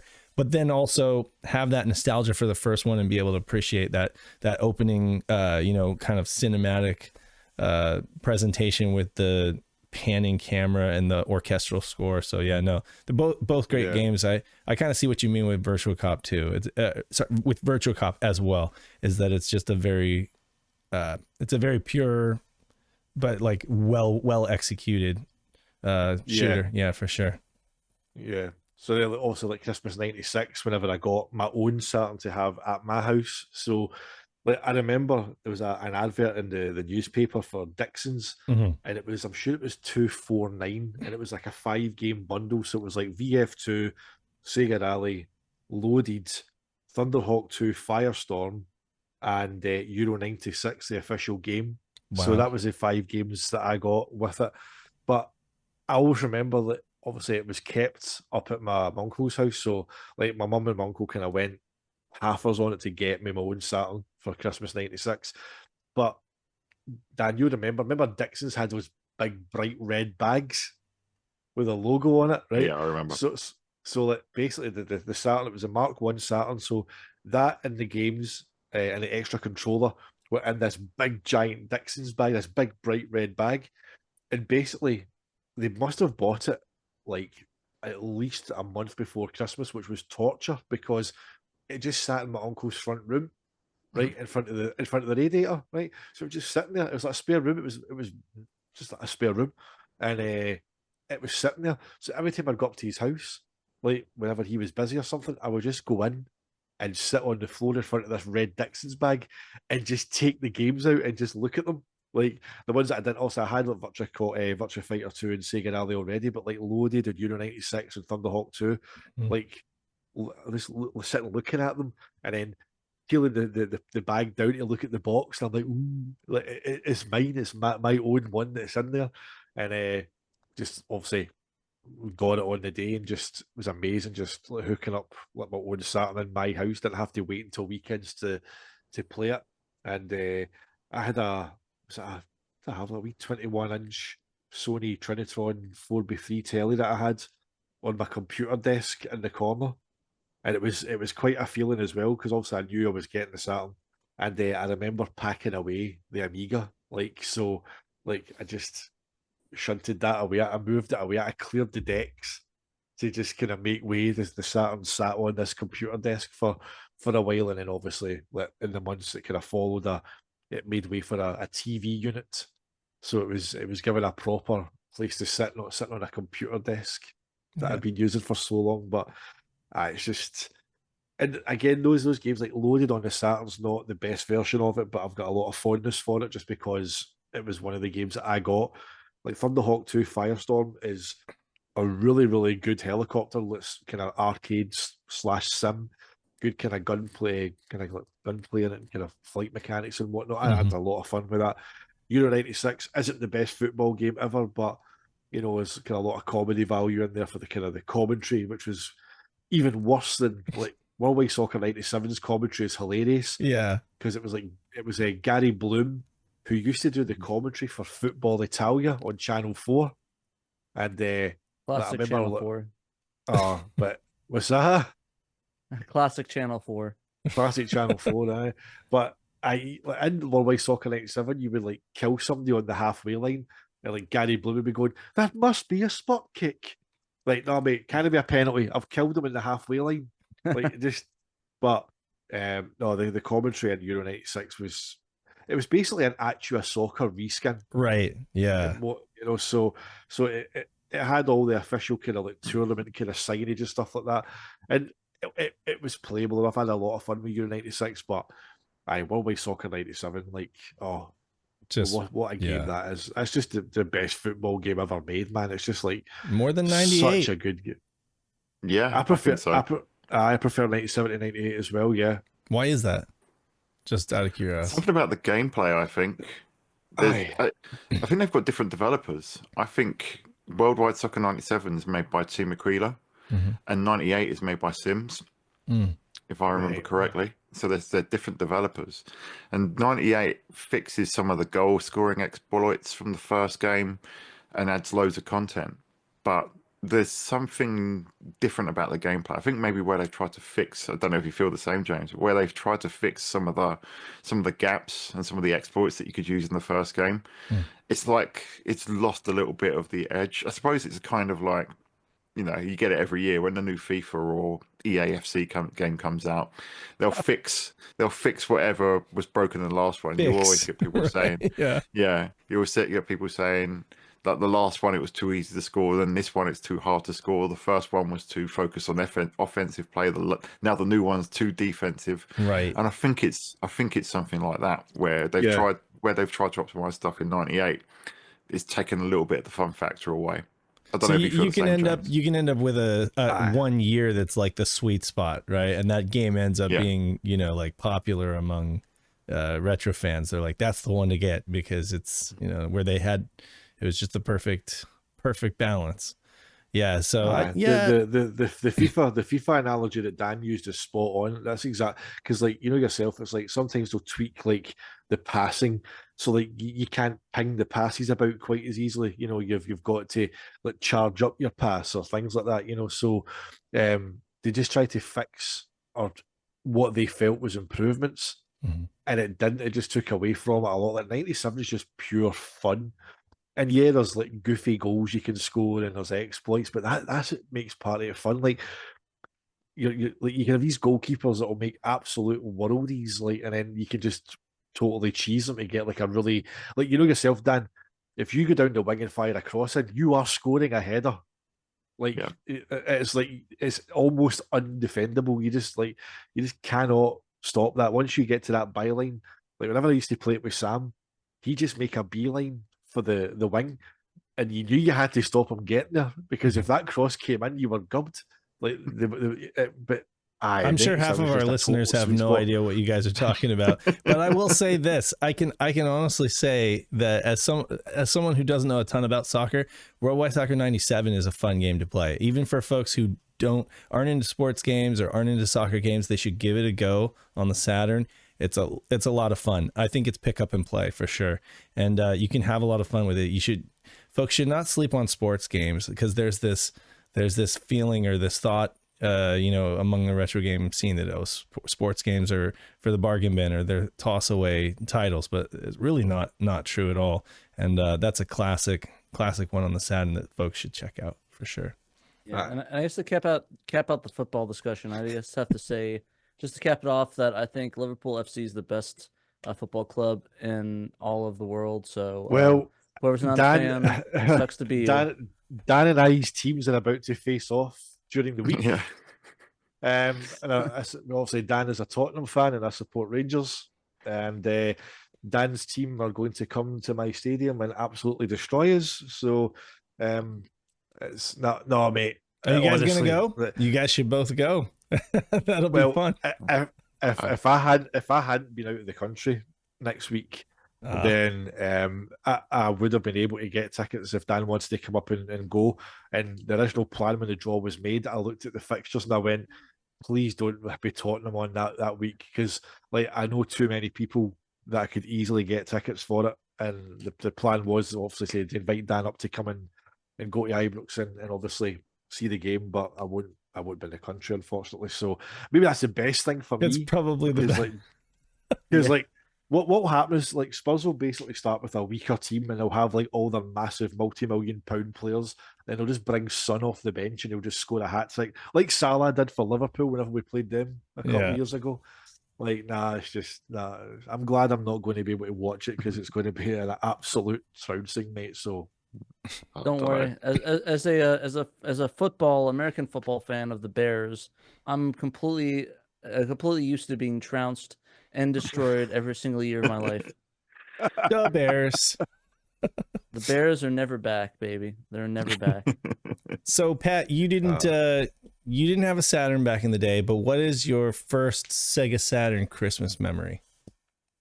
Honestly, the first one is I actually got these games. So somebody sent me these games on like around, I think it's like 2019 and I think maybe 20 or 21. I got these two games sent by a really good friend of mine. It's Christmas Nights and then Grandia. I got sent to them, and they sent me a really nice letter. Pat, is that? Did your Christmas Nights actually come in a case, a big box case like that, or is that a well? Mine case? did. Mine did. It was. Wow. No, I'm only joking. Dave made these amazing Seriously? repros. Wow. He made these amazing repros, and he even wrote me a note in one of them for Christmas Nights. Hey, bro, hope you enjoy this. Even though you hate the game, LOL. I love you, man. You always make me laugh. Cheers, Dave. Yeah. And the Christmas Nights one. Oh, Pat, you could have really just made something really different and nasty up for that note and just. He could have. He really could have thrown me under the bus there.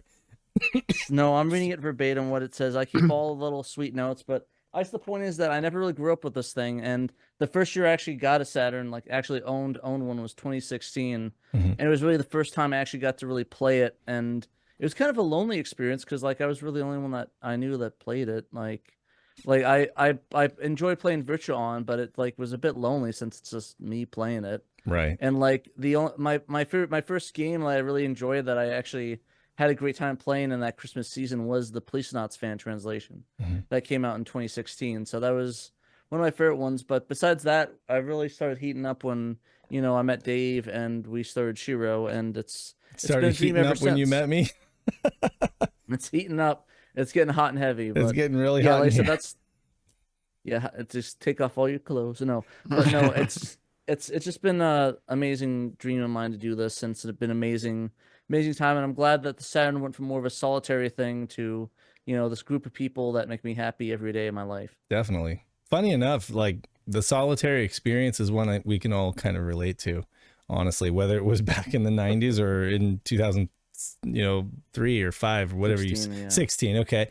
I mean, it was like that. It's funny. It wasn't until recently that it kind of blew up, and that I guess because of the internet and everything, and folks just coming out of the woodwork and all like getting together in communities and being like, hey, we love this console too. So now it's kind of like sounds good. Yeah, for sure. But no, I'm glad that meant something to you. I used to do repros. Don't have time for that anymore, but it was fun while it lasted, but yeah, no, I'm glad that you enjoyed that, Pat. I still do. I keep all the notes that you left. I keep the notes too that everybody sends me. Yeah, I got some from you, and I love keeping the notes along with like when Peter sent me the thing for Enemy Zero and stuff like that. I keep all the little notes, because that way you get the context of what it was, that you got. For me with the Saturn, like I'm gonna sound like a broken record for a lot of folks, so I'll try to keep it brief, but so basically Christmas '95, I said like Vector Man was really big for me, and we had a PlayStation in the house, right? So it was like I was exposed to like PlayStation, but I had no idea about the Saturn. Like I really Yeah. Well, actually, no, I was aware at that point that it existed at least, but I had never seen one, you know, and anybody that I talked to, like any store clerk, had gone out of their way to steer me away from it, you know? So it's like fate was making it so that I just would not interact or, you know, bump into a Saturn basically. And I just didn't see him in the wild, until Christmas of 96. And well, basically the holiday season of 96. So like, you know, November 96, the mall was like a really big thing for me growing up. I don't know about you guys, but it was like pre-internet. It's like, that's where we would all hang out and loiter, you know, like, and just spend our time. It's like at the mall. Right. And there were like bookstores. There were, you know, there's the food court where you could get a bite to eat. There was usually like a big area in the middle of the mall where everybody would just kind of like drop, you know, and just like rest from all their shopping or, you know, overeating or whatever. But there was like a big area in the middle of the mall with a huge Christmas tree they'd put up every year. I don't know if any of you guys can relate to that, but yeah, they'd have like a Christmas tree and there'd be like pictures with Santa and whatever, you know. But yeah, there were the mall that I had, the mall in my hometown, Reno, Nevada. It was Meadowood Mall, and it was like a Suncoast Video, where they had, you know, you could get like anime VHS, you know, back then it was pre DVD. So it was like anime on VHS imported, and, you know, it was like Walden Software is what it was back then. Walden Software, and then Electronics Boutique in the mall. And that was the Christmas of Mario 64. It was just completely everywhere, and it's all anybody cared about. It's all the other kids cared about was Mario 64. And I mean, they're not wrong. It was absolutely amazing, like seeing Mario 64 for the first time, seeing him do the little handstand, seeing him do the backwards jump, and just run around in circles fluidly with the analog control stick. And you know, I marveled at that game, and I mostly watched from the side, like watch other kids play the kiosk, because there were always like really long lines to play the kiosk, and my parents were always like, you have 15 minutes, you know. And I'm like, well, I'm never going to get to the kiosk to be able to play the game, you know. But one Christmas, you know, my parents were doing their shopping, and so my brother and I just decided to kind of wait in the line and, you know, take our time and try to, you know, play Mario 64. And because I'd seen it enough, and I'd really wanted a Nintendo 64.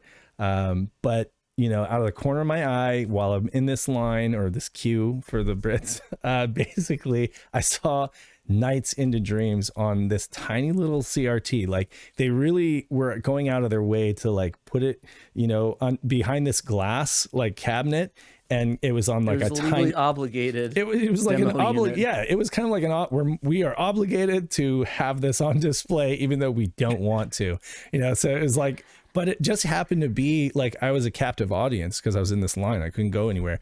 And so as I reached the point in the line where it was just right there next to me, I'm just like staring blankly at this game with this little jester, this purple jester, flying around these orange loops, you know, in this dark green forest. You know, it was the Mystic Forest level. And it just it was like putting me in a trance. You know, I was like, I've never seen a game like this. I don't even know what this is. Like, it still is like so foreign compared to any other game. You know, it's like nothing I've ever played before. And, you know, I had a lot of the same reaction as Dan. You know, I just fell in love with this game. And I wanted it so badly. I was like, you know, if I have to choose, I kind of want to go with this console. I found out it was the Saturn, that it was cheap, you know, because it had been discounted like ridiculously, and that it had Daytona USA on it. And I was like, well, that's all I need to know, you know, because up to that point, like, I really loved Daytona USA in the arcades, and we would go and we would play, like, if we ever had enough money, because it was like $1 to play. But I mean, my brother and I would play Daytona USA in the arcades, and I just dreamed of the day that I could like play that game at home. So when I put 2 and 2 together, and I was like, well, here's this, you know, Sega console that has Nights and Daytona, I'm sold. Like, and I can get it for like $80 used. You know, I was just like, I can afford that soon, instead of having to like wait and, you know, try to save up to get a Nintendo 64. So yeah, my brother and I, we put our money together, And in January, so in the new year, basically with some of our Christmas money and some of our savings and stuff, we were able to scrounge enough money together to get a Saturn and Daytona USA. And it was kind of like James's Saturn. It was just in a bag, like a carryaway bag, like you said, like a white plastic bag. And the dude didn't even bother bundling the cables nicely. It was just like rat's nest of cables and controllers. He's like, here you go. It's your problem now, kid. It was this little game shop near my school, actually, this used game shop called Game Force, And he even tried to tell me, like, I think you're making a mistake. I'm like, it has Daytona on it. There's no way I could be making a mistake, and for $80, I'll take that mistake any day. Right. And we got Daytona home and we played the heck out of that game.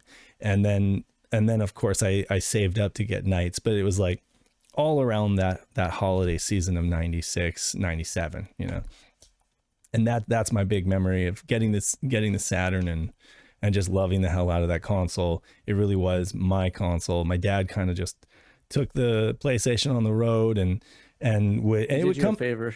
It would come home, it would come home, and it would come home with like 5 new games that he had picked up because he was alone in hotels, drumming for a band, and he'd be picking up like Medal of Honor or something and bring it home. And like, wow, I was always really impressed with a lot of the PlayStation games that he brought home, but they didn't have the same like personality and characteristic that I would find in Sega games, and Sega games were just completely different. It was like, PlayStation was great, but it was just so different from Sega, and Sega just, if you love Sega, you know why. It's so uniquely Sega. It just is. Yeah. It just is. It's uniquely Sega.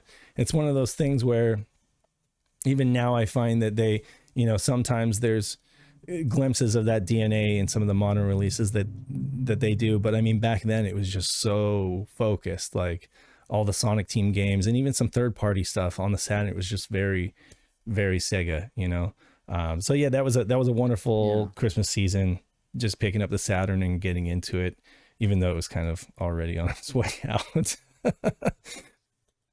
Any other Saturn memories before we get into Dreamcast? Saturn Christmas? Yeah, I think the only one I really vaguely have, excuse me, is playing Sonic R at Christmas. Okay. But I was at the age where I was working part-time. I think I was still doing the paper round, but I had my own small income that I was bringing in. So I was buying my own games. I didn't get any big games for Christmas. Not that in 97 there really was many big releases coming out. I think Sonic R was the big one.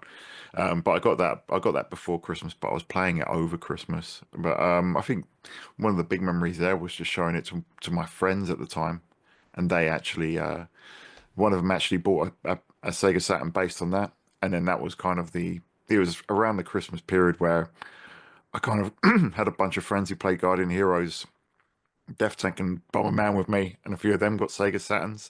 So very briefly, when the Saturn was kind of on its way out, I did get a few more Sega Saturn owners within my friend group, albeit it was very fleeting. But yeah, that's the only other Christmas Saturn memory I really have. Yeah. You, James? No, following Christmas I got PS1 with Tomb Raider. Boo. I know. I got Tomb Raider 2, Time Crisis with the G-Con, and Final Fantasy 7. And yeah, again, I was bought Final Fantasy 7 because literally shops must have been pushing it. There was hype about it. But it's not for me. Like, I barely really touched it. Like, oh wow. See, the thing is, you've got to remember that at that time, all I wanted was like arcade games. So like Sega games, and like sitting down and like reading text and pressing a button to then read more text and then move a little guy to like a spot that would then go. And then you'd have to fight, and then again, all you did to input with this game was control a little white finger doing that and picking things from a menu to then watch something do it on your behalf. I'm like, nah. You were not into that. Like, yeah. No, and like Sam's like younger brother David, like my best friend that I did all my Saturn experiences with, but his wee brother David, man, like he played that game to death. Because Sam and I were 18 at that point. So his wee brother, I think he must have been about maybe 11 or 12. So he was just infatuated with Final Fantasy VII. He used to walk in like Sam's house, and like his wee brother's room was the first room on the right hand side after the front door. The amount of times you would walk by and all you heard was that used to drive up the music really got me. My dad brought that home, to the PlayStation. And like, but like Time Crisis as well. It's a great port on the PS1, right? But again, the gun con was cool too. Aye, but it was a bitch to set up. Yeah, it had like, that's an extra bit, and wasn't it more accurate? Like, didn't it claim like higher accuracy? No, Dan's like, not really. It claims it, but right, it's not more. I'd say at best it's on a par with the Virtual Gun, but I don't think it. I think it may be a little bit less accurate. The Virtual Gun's really good for just being so simple. Like it is. It's just a really good design. I think that's down to the Saturn's controller port. That's why the accuracy is so good, because what that port is designed to actually do in terms of peripherals and kind of transfers whatnot. But I had to put this daft box in the back of it. You had to pull out your AV cable, and then this big daft yellow cable that then looped round and plugged in the sides. But then like you had to hold the red button, so you had to play Time Crisis like that. Right. Because you had to action and you had to like duck behind releasing the button on the side. So like we've got a Christmas video from like Christmas '97, and like it's all filmed in a living room, and they're all obviously like opening their presents and having snacks and all that kind of stuff, and all you hear in the background is action, right? Reload. But you had cover in that game, and that was pretty cool. Like being able to take cover. I should say as a caveat, I think it was more accurate than what had come before on the PlayStation. You know, like they had light guns on the PlayStation, but they were crap. And so the gun con was like at least some kind of an improvement on that. But like if you were a Saturn fan, you were just didn't care because the Virtua gun is so good, you know. But yeah. That was that. Well, I think we go ahead. Time Crisis as well, but it's like that again. Virtua Cop on the Saturn, the simplicity comes in the fact that to reload, you just had to flick outside the screen, basically. Fire it in. Exactly. Like, just such a brilliant mechanic. Whereas Time Crisis, they had to replicate a pedal on a button on the gun. It's just right, like, you know. Yeah. Couldn't you use a second pad? I've not tried it myself. Yeah, you could. You can put your cheesy feet all over the buttons on your PlayStation. Put your big toe on the A button. You gotta clean those afterward. I like that feet cheese on the A button. Just give it to your friends.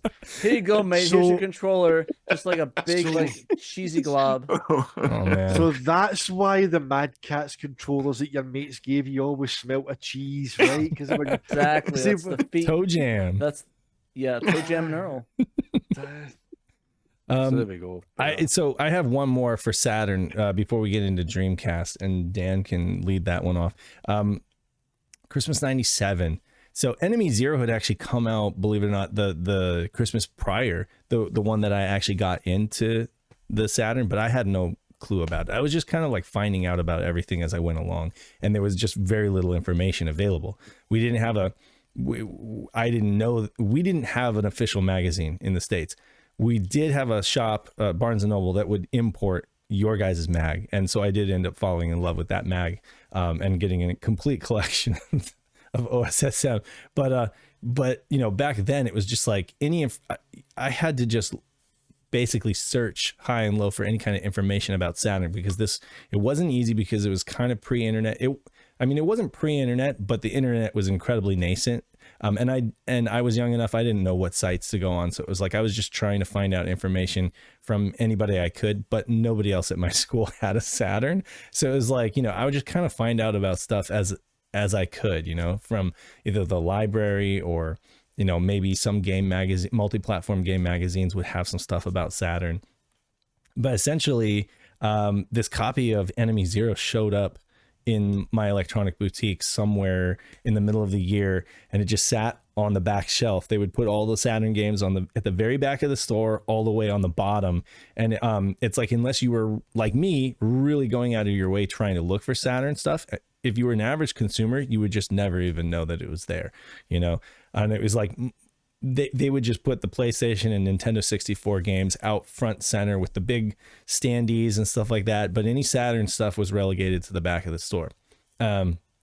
It's like a vicious cycle, because it's like, they're like, it's not selling, so we put it in the back of the store. Yeah, but it's not selling because you're putting it in the back of the store. So this copy of Enemy Zero sat there on the shelf like for almost half a year, and I asked my uncle for it, and I was like, I think it'll still be there. It's been there. I've gone to this mall, you know, and I've like dreamed about getting this game, but it's like an $80 game. It's like 4 discs. It's very expensive. You know, it's pretty substantial, you know.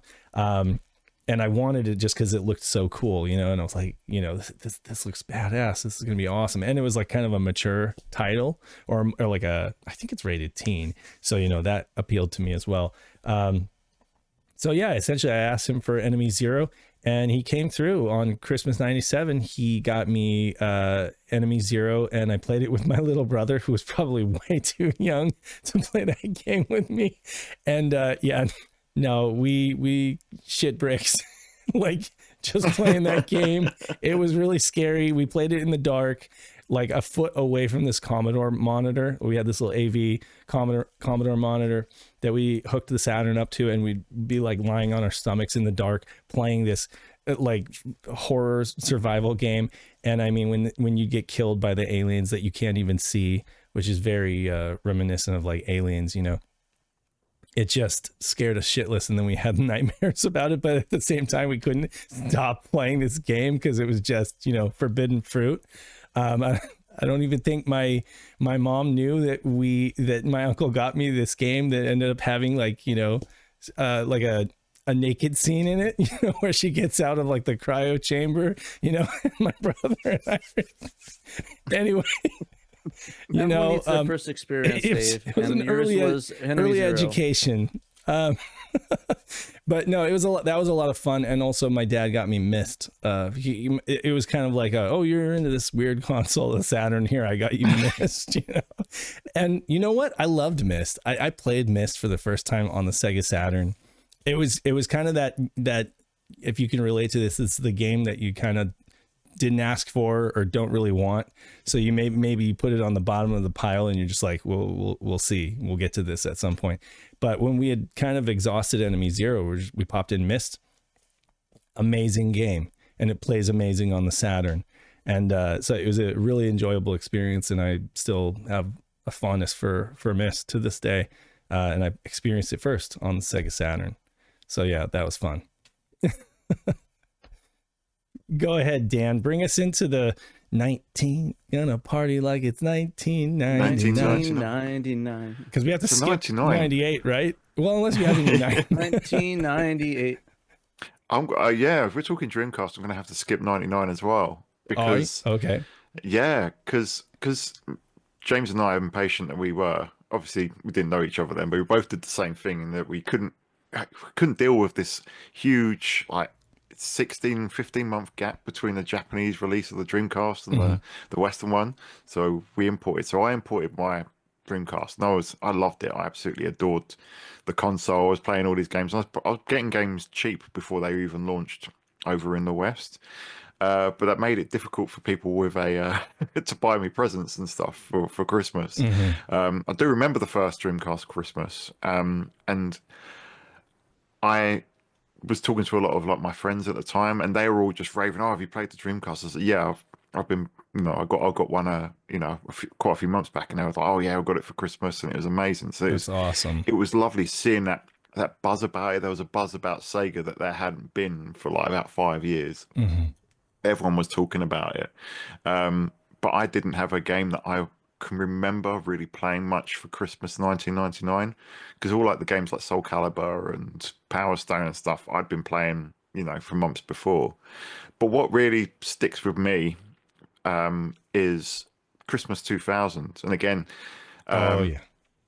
because I was working a different part-time job there. I had a bit more disposable income, you know, as much as you can get as a teen, and I was What was buying your my own job? game.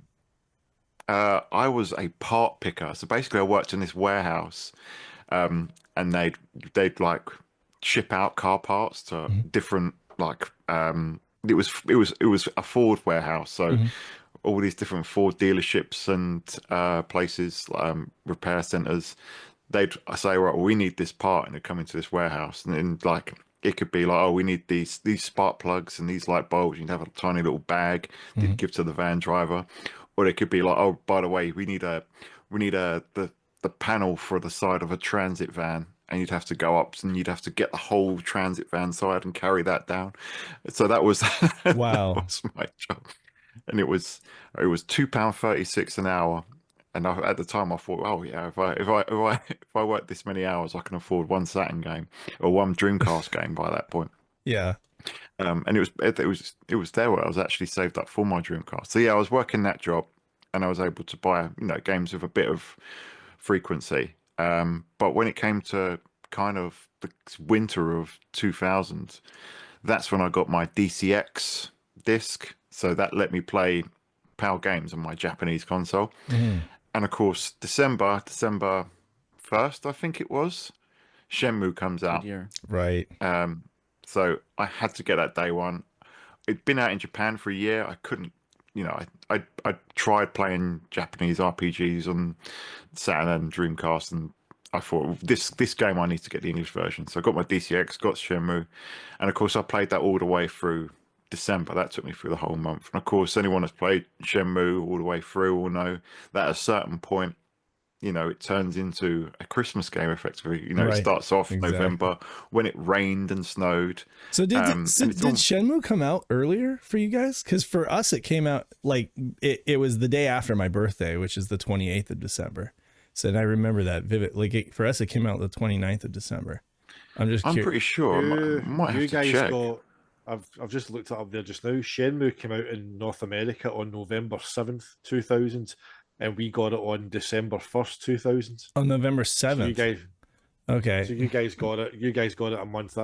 We got it a month after you guys. Oh, for some reason I didn't even get it until after my birthday. But okay, so you had it all December, and yeah, that's awesome.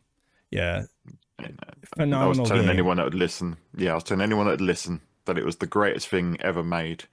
And some people were looking at me like saying, "No, what are you talking about? It doesn't look that interesting." But I was just like, for me, like, I need to get the PS2, bro. You saying I have to it was the Dreamcast?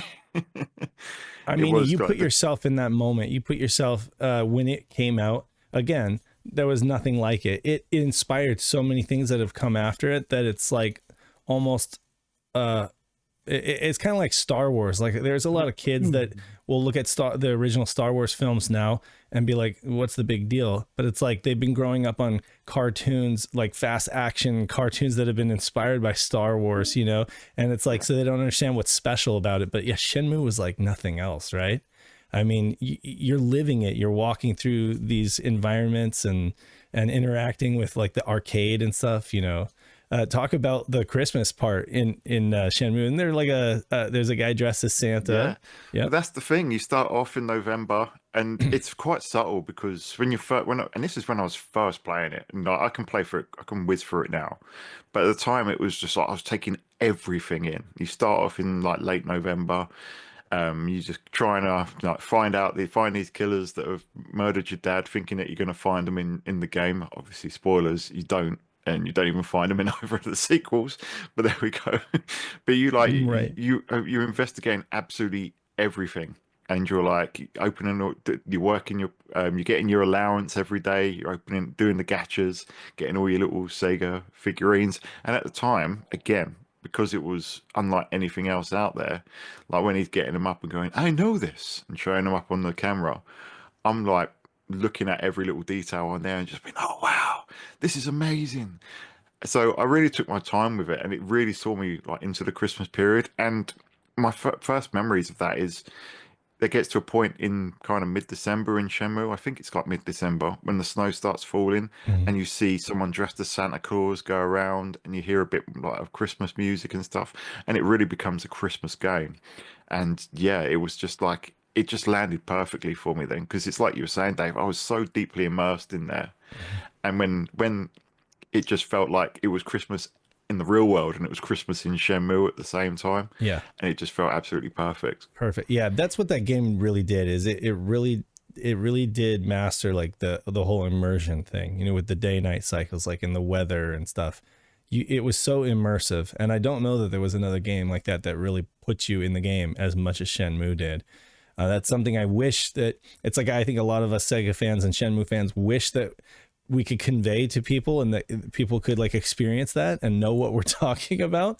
Cause yeah, like people just take it on face value now, and they're just like, I don't really see what's a big deal about opening drawers. You can do that in every game. No, you couldn't do that in any game before Shenmue. You just opening drawers and like looking for random objects and stuff.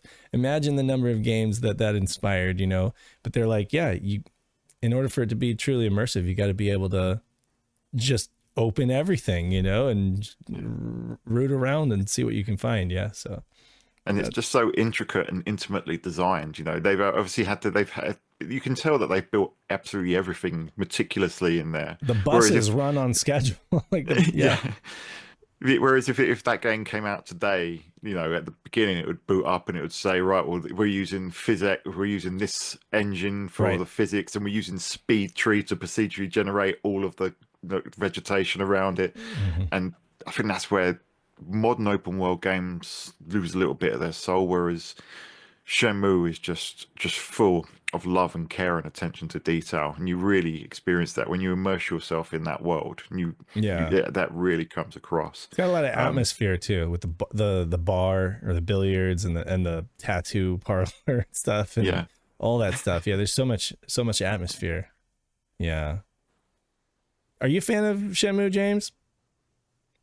Well, my Dreamcast memory is going to be about Shenmue as well. Slightly kind of different story to Dan, but I mean, what Dan was saying there about kind of Dreamcast Christmas, because we were more, you know, closer to adulthood. When I was 20, I got my Dreamcast just before I turned 20 years old. Got it in April '99, just before a couple of months before I turned 20, and you didn't really get video game presents at that age. It was like you were working, I was working part-time as well. I was at university at the time, so I had a part-time job and had my own income, so I was kind of left to my own devices to buy games. It's like parents were like, nah, that's it, you're old enough to buy your own shit now, so it's you know, deodorant sets and socks is all you're getting for Christmas now. You're not getting any, you know, fun stuff. But I seen Shenmue, obviously it came out late December in Japan in '99, and kind of first week of January, I was up at CA Games with Sam, as I was doing. We were looking to see what was new coming in, and we were in CA Games whenever Charlie's Delivery. So CA stands for Charlie Ambrose. It was the guy that owned the store, and a delivery came in from Japan, and in that delivery was Japanese Shenmue, and I remember the excitement of Charlie opening the box and like, oh, it's here. And he ran over to the Dreamcast. It was like Sonic Adventure or whatever was running, and he ripped the disc out of it. He threw it across the room. Unsealed Shenmue and put disc 1 in. And I just remember like standing, like he was obviously trying it out, and me, Sam, just standing watching that opening, you know, scene whenever Landy kills, you know, Ryu's father. And like we didn't understand a word this game was saying, but like we had never seen anything like this before. It was like, holy shit, man! Like Landy's eyes were scanning the surroundings. Like his tunic that he wears, it had creases. It moved whenever he walked. It was like there was just so much. Like this was Dreamcast now showing us what it was really capable of. And then kind of fast forward to November 2000. Well, sorry, I'll go back a minute. Whenever Charlie actually seen this, obviously Shenmue, I remember Charlie behind his cash desk standing up like and shouting, "Lord Sega has spoken." Like he was just like, he was as blown away as us, because I think we'd all heard about Shenmue and see screenshots of it, but to see it moving was just phenomenal. So he's like, he's in shock as what we were. And then you kind of go forward to kind of like November 2000s, and like he got the American copies in. So I bought an American copy. I couldn't wait another 4 weeks to get the UK version. The minute I had an English version of that to buy, I picked up the American version of Shenmue.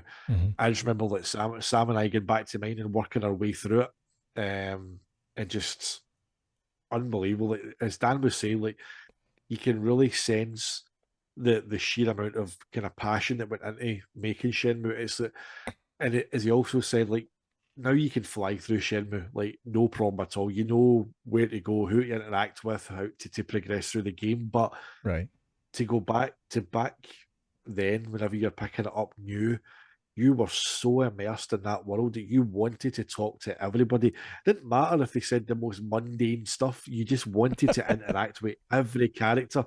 Like whenever you walked up to a door and realized you could enter that building, and then you might have walked in and it was just someone selling groceries, and then like it didn't matter the fact that you went through a door and then there was a fully realized, detailed, like they'd taken the care to design the stores that you walked into. They weren't just like random empty doors that were pixels on a polygon to make up a scene. Like you could walk into almost every shop, every door, speak to anybody. You know, it was just like the capsules as well. Like it was so cool. Like getting like Akira and Kage and Jackie and Wilfred and Jeffrey, all these wee toys, and you used to stick to rotate Ryu's hand and you could zoom in and look at them all. And the tape cassettes you get from the Lucky Tomato. You could get a job. You could just get a job in this game and drive a forklift, right? You know, forklift racing. Certified, baby. I had a mate called Graham that I used to work with at my job that I worked at part time. I used to work at a grocery store called Safeway, which became Morrison's for the UK. We have Safeway. We have Safeway. Yeah, so I used to work there kind of part time. So did I. Funny enough, I did too. I grocery assistant, clean up on aisle 3, please. All that, you know, brilliant. But I met a guy called Graham, worked in the warehouse, and this is where it came from. He worked in the warehouse taking deliveries in off the trucks and talking about games, and he came to my place and obviously played like a bit of Shenmue. And I was at the point in my save where I had my job doing the forklift driving, and he thought this was the greatest shit ever, that you could race forklift trucks, right? So he loved working the warehouse. So he bought a Dreamcast and Shenmue just to race forklift trucks. Oh my god! Right, and but he was like, he was annoyed because like he didn't want to play the game. He just wanted to race forklift. He just wanted the forklifts.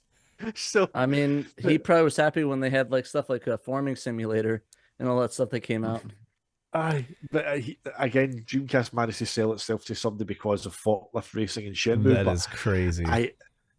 But the stuff is really Shenmue. Like obviously, to go to your job, you had to get the bus, but then you would get to the bus stop and look at the timetable, and then like if you missed the bus, you had to, like back then, like people that blew your mind, blown away by that. Like this immersion that there was a bus timetable and you had to be there on time, like in real life. Like people now might think that's boring as hell, but it was just all these little kind of fine details that were put into it, you know. And then obviously you had the story and the kind of the music and whatnot. Just it was a perfect package of a game.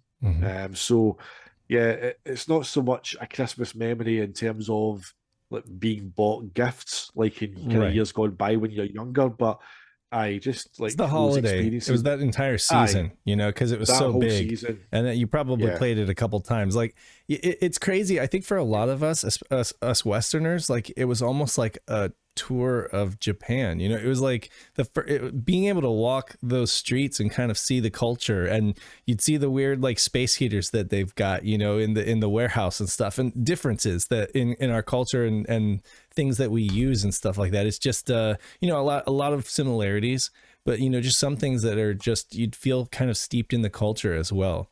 And for Westerners, I think that made a huge impression. You know, I wonder, you know, how Japanese folks felt about it, like, or if they just felt like everything was very familiar. But for me, it was like a lot of things were obviously foreign, and there was a level of intrigue to that, because I was like, oh wow, this feels like I'm traveling to Japan, and I'm kind of being able to kind of, you know, take a tour of some of this culture, you know. So yeah, it was really, really great, and it hit at the right time, you know. But what you said there about kind of immersing the culture, I think if you've not played Shenmue on Dreamcast, like, and you want to come to it now, the best way to do it is to play the Shenmue undub, it's called. So it's basically the Japanese version, but with English subtitles, which wasn't available back then.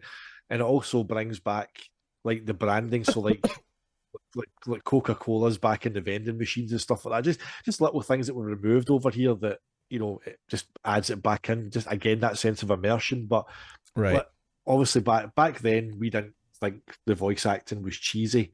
Like it was mind blowing to hear these so many conversations being done between characters in English. But as time has passed and you play it, it's pretty cheesy, some of the lines. But again, like Shenmue undub, they went all the way through it and they cleaned up a lot of the kind of translations. Like one day I was Chinese and all that kind of stuff. So they basically, you know, they go back and they've literally listened to it and they've put proper subtitles. They've really fully, properly translated it.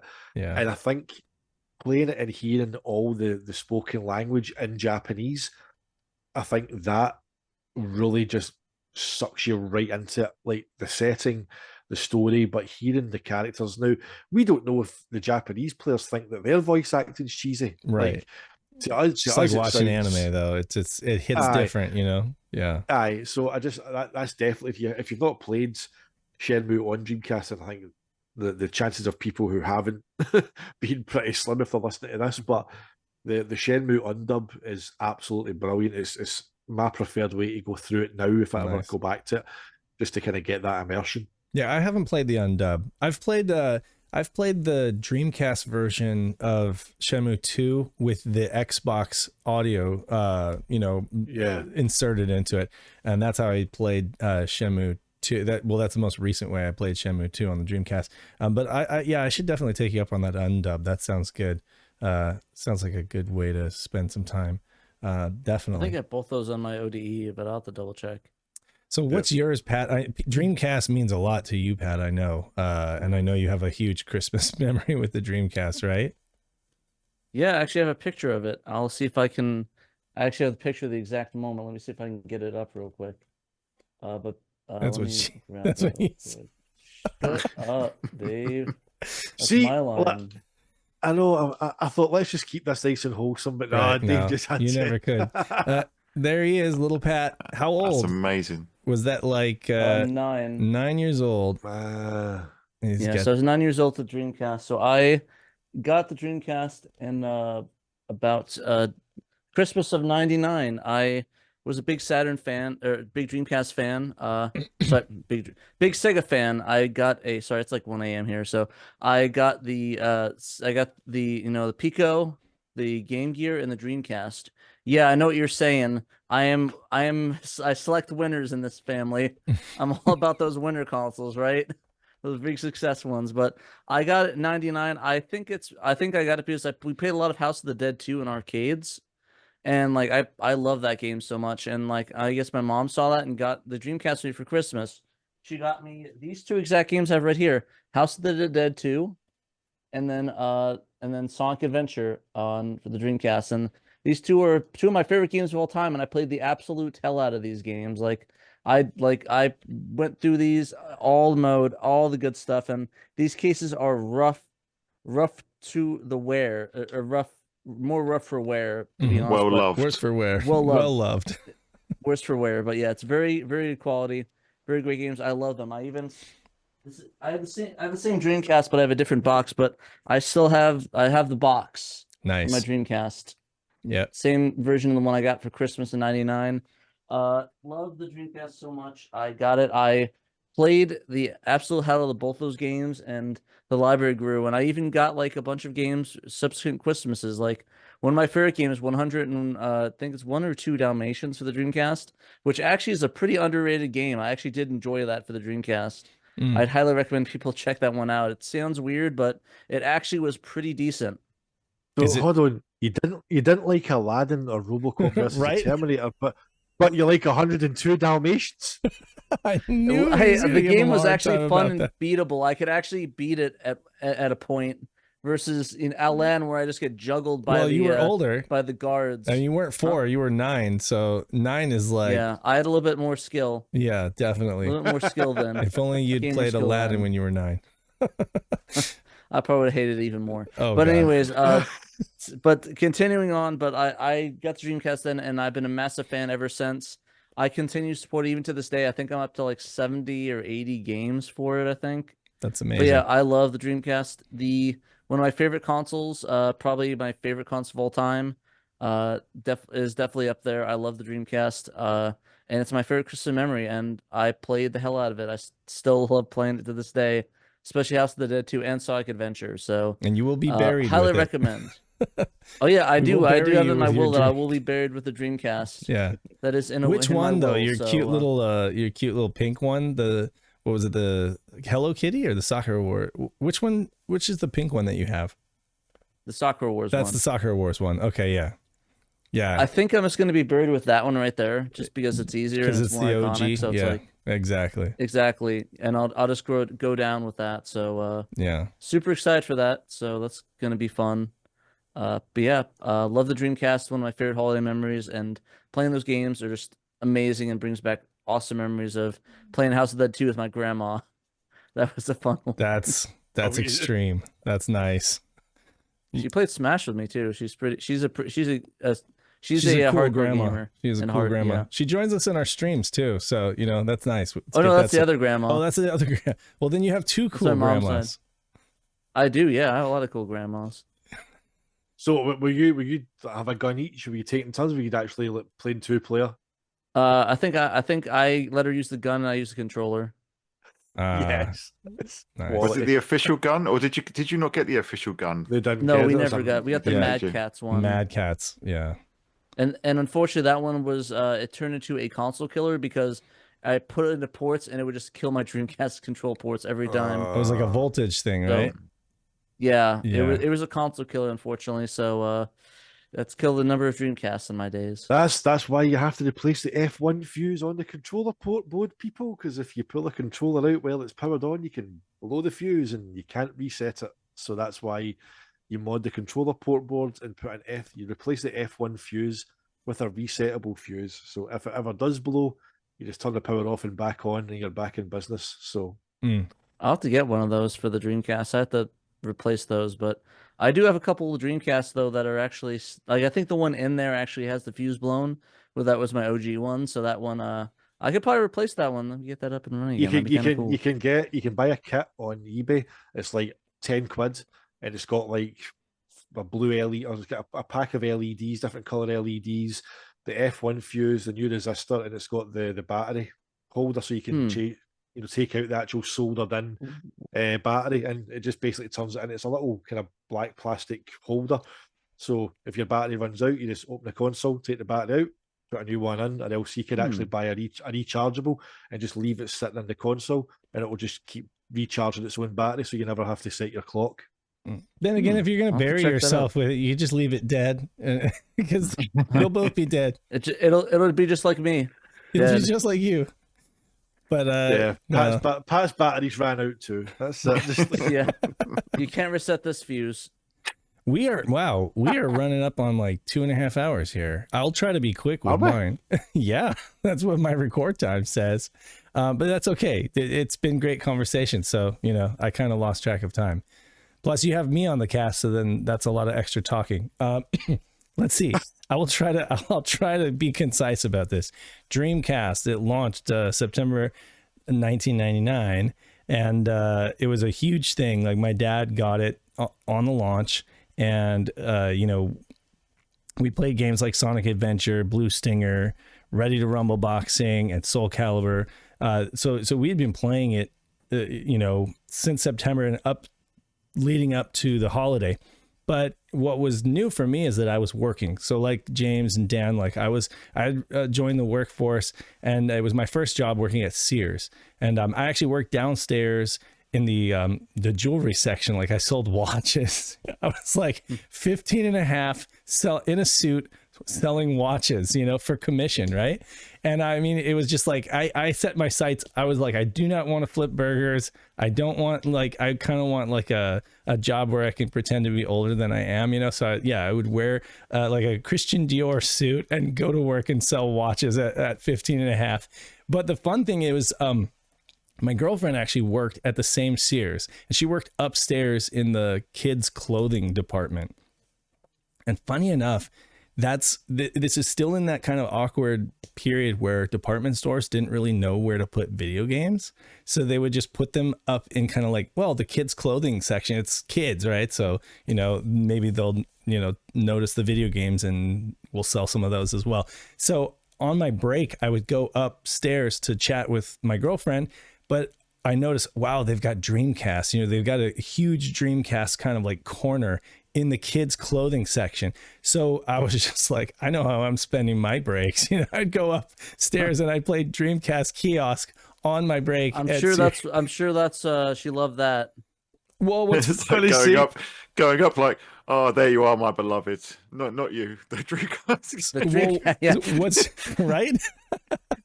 I mean, to be honest, like I've stayed loyal and true to the Dreamcast, but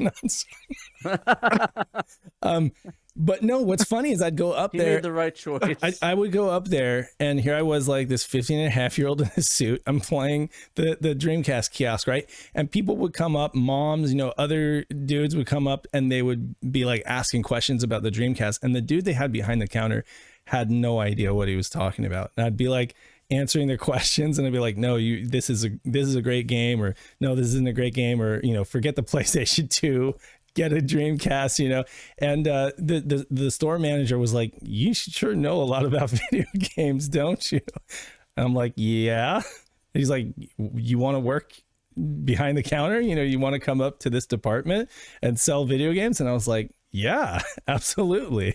So yeah, I ended up, that was kind of like the Christmas of me ending up selling Saturns, and so I was no more hawking shitty fossil watches for you, right? You know what it is? It wasn't.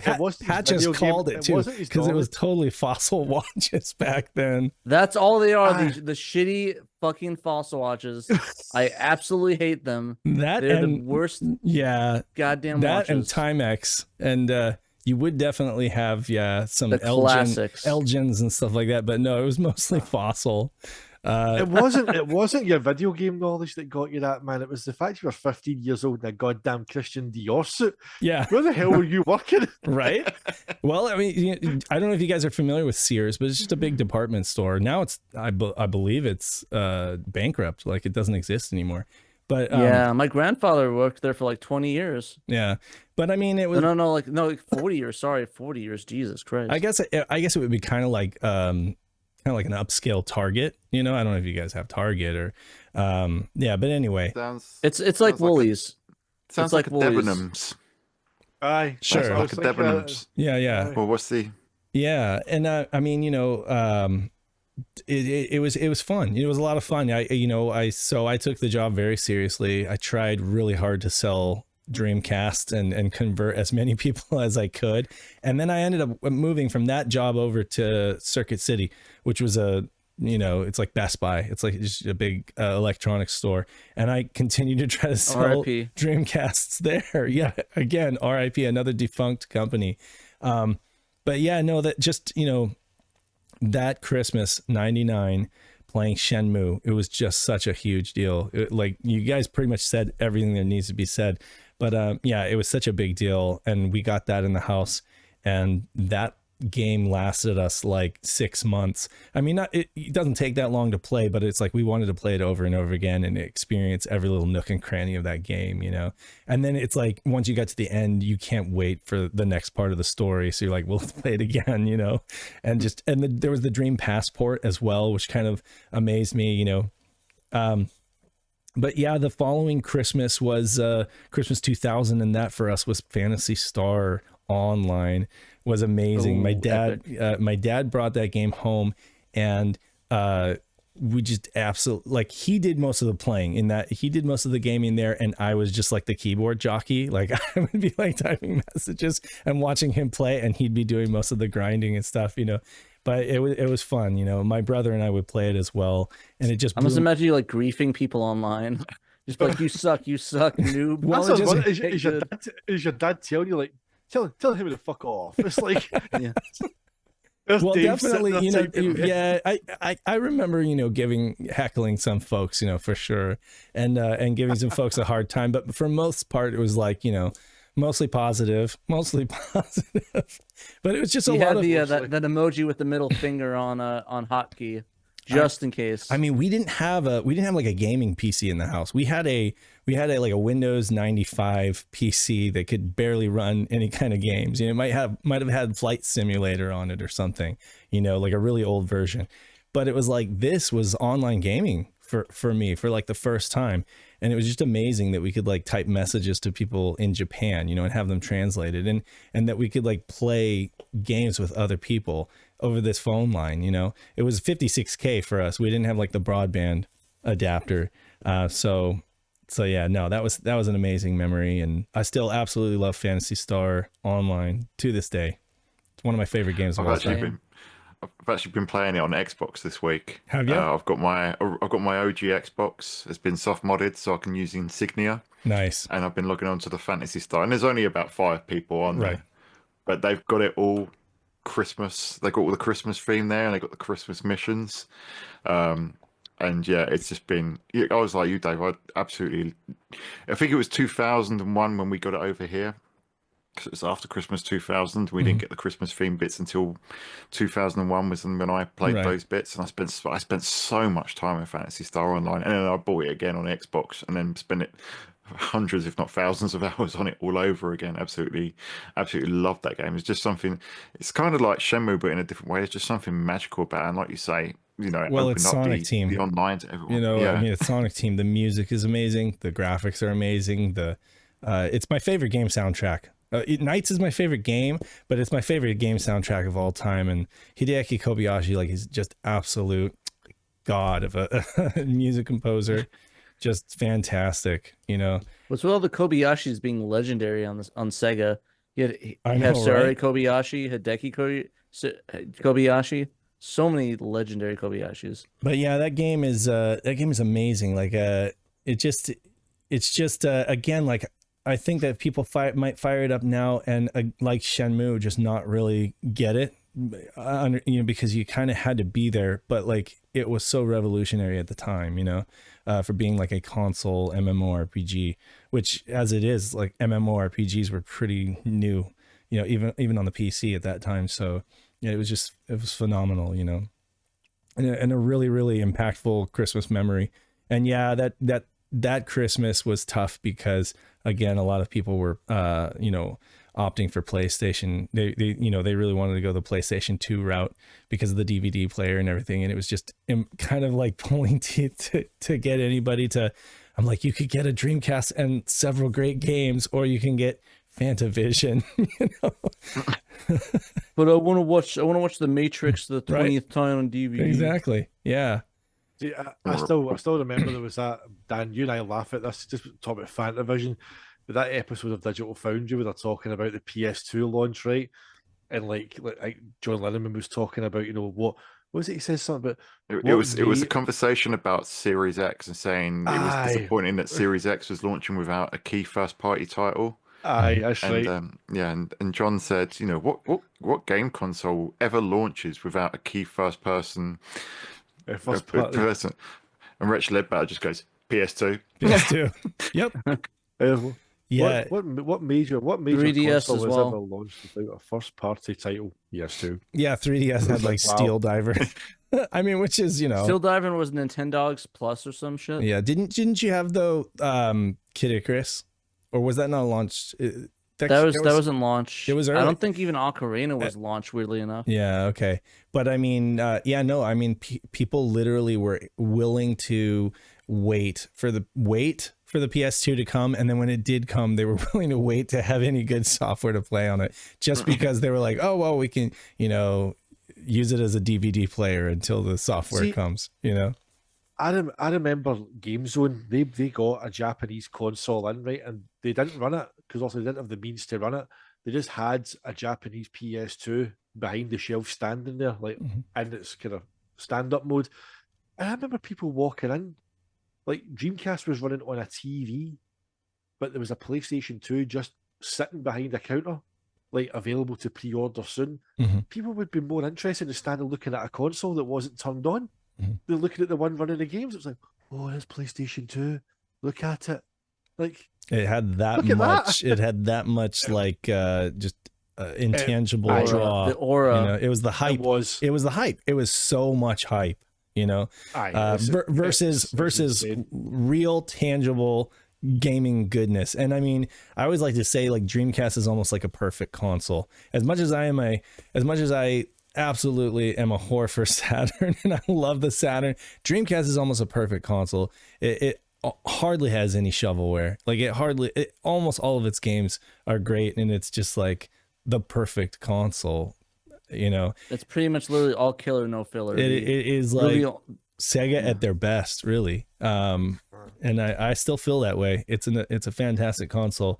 Gave me many great memories. But yeah, that was awesome too. Oh, I remember also, I want to throw this in there, D2, because D2 was also like a phenomenal game that I can't remember when I played it, but I do remember playing it around the hall when it was snowing, you know, in Reno. And I felt very much like, you know, like I'd go outside and it would be snowing outside, and here I am playing, running around in a mini skirt in the Canadian, you know, in the Canadian mountains as Laura Parton or whatever. And, you know, cooking. What you do in your spare time is up to you, Dave. But you Dave, we're not judging, man. But at the end of the game, it also ties into Christmas. You know, the end of D2 like ties into the Christmas season and stuff. And so yeah, no, that was also a great memory too. Kenji Ano's D2. I'm a big Kenji Ano fan. R.I.P. Yeah, R.I.P. But yeah, so wow, we went on for a while. I don't even know if I'm going to bother editing this. I'm just going to throw it up and let folks watch it in bits or whatever, or maybe, you know, whatever. Just put it up. Enjoy it, man. Yeah, right. Enjoy your 3-hour podcast, boys. Merry Christmas. Yeah, you have at it. But no, I mean, it's great. I only heard like a couple of those stories from you guys before. A lot of that was new information for me. And no, I'm glad to be able to hear you guys' stories. And you know, we probably should mention, like, Pat, you said you had some modern Christmas memories with Sega. What were those? There was actually one I wanted to talk about, which was remember when in 2019 when Soccer Wars, the fan translation dropped? Oh yeah, that whole era. So basically, that was around Christmas time, and it was like right. I think they were going to launch the same day that that Soccer Wars 2019 dropped in Japan. So they literally were trying to rush to that, and they messaged us a week or a couple days before saying, "Oh, hey, here's the patch early, so you guys could try it out." I think either me or someone else asked. So I literally played through a ton of the game. I filmed a bunch of it, and I stayed up for. Because like the day that was supposed to the patches go out, I was supposed to be at a holiday party for the weekend for my mom's company. So I had to literally do that entire video in a 23-hour span straight, and then literally put the schedule up for it to be released when the patch goes live. Then go over to the lodge and go to vacation, and I was toast because I got wasted the day of, so I was wasted on top of being incredibly tired, incredibly sleep deprived. So that was a fun time. But waking up in the morning after all that sleep deprivation and alcohol, and seeing the video blow up, and you know, people reacting very happily towards it, and seeing the video hit thousands and thousands of views were probably one of my favorite parts of SHIRO, and one of my favorite memories of being at SHIRO and doing SHIRO. Yeah. How about you guys? Yeah, I love that. Any recent Sega Christmas memories for you? Recent ones, or at least you know, subsequent to the Dreamcast, I guess. I mean, my Dreamcast 2 was a good memory, and by Dreamcast 2, I do mean my my Xbox. Your Xbox, right? Yeah. Oh, Dreamcast 2. You talking about the GameCube? No, you know what's funny? You know what's funny, no. Dan? We need to do a cast where we talk all about the controversy. The dream, you know, the whole theory that basically the Xbox is the Dreamcast too, and you know, that it basically put the Dreamcast out of business. But yeah. Is it Bernie said that they took it? No, was it Bernie or Peter Moore? Peter Moore took it. Bernie Stoller's on record as saying that the quote was, "They, as in Microsoft, got to learn the business from us and then walk away." Yeah. Mm-hmm. I mean, everything about the original Xbox is just a supercharged Dreamcast. Yeah, it very much feels like it. The controller's got the 2 slots in the top. Like on the controller, they put a big stupid logo globe in the middle because they didn't want to put a window in for a VMU. It's like the whole thing is just like. Have you guys already? Yeah. We got to cover that. We got to put a pin in this and cover it later. But like, yeah, there's just so much to say. Yeah, I mean, for me, that Christmas it was like the Dreamcast 2 because my girlfriend bought it for me. My girlfriend at the time bought it for me, and it was the 4-pack with Halo and Splinter Cell, but the double disc with Jet Set Radio Future, Jet Set Radio, Sega GT, yes. And then you had Shenmue 2 on it later on. Yeah, I didn't get Shenmue 2 on it though because obviously I already had it on the Dreamcast. Oh, okay, yeah. Oh, that's right, because you guys got Shenmue 2. We got Shenmue. You guys didn't. I imported it on the Dreamcast, but I didn't understand a word of it. I imported the PAL copy and I tried playing it with my brother, but it was like, anyway, we kind of, I had a weird glitch with mine where everyone's like, "Oh yeah, might Shenmue in it," so I couldn't understand a word of what they said in that game. I don't know what. Maybe I got a glitch copy or something of the PAL copy, but you know. No, I mean, Shenmue 2 on Dreamcast in Europe was basically just the Japanese version with English subtitles. Yeah, and my brother and I didn't want to read. We just didn't want to read the whole thing. So I was like, I think I'm gonna get it on the Xbox, you know, because that's gonna be localized. But yeah, so we were lazy.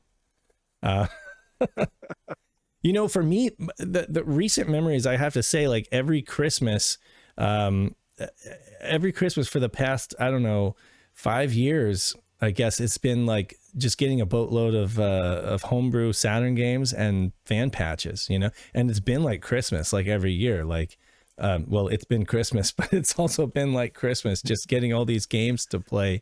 So it's like my ODE just gets a bunch of new software every year.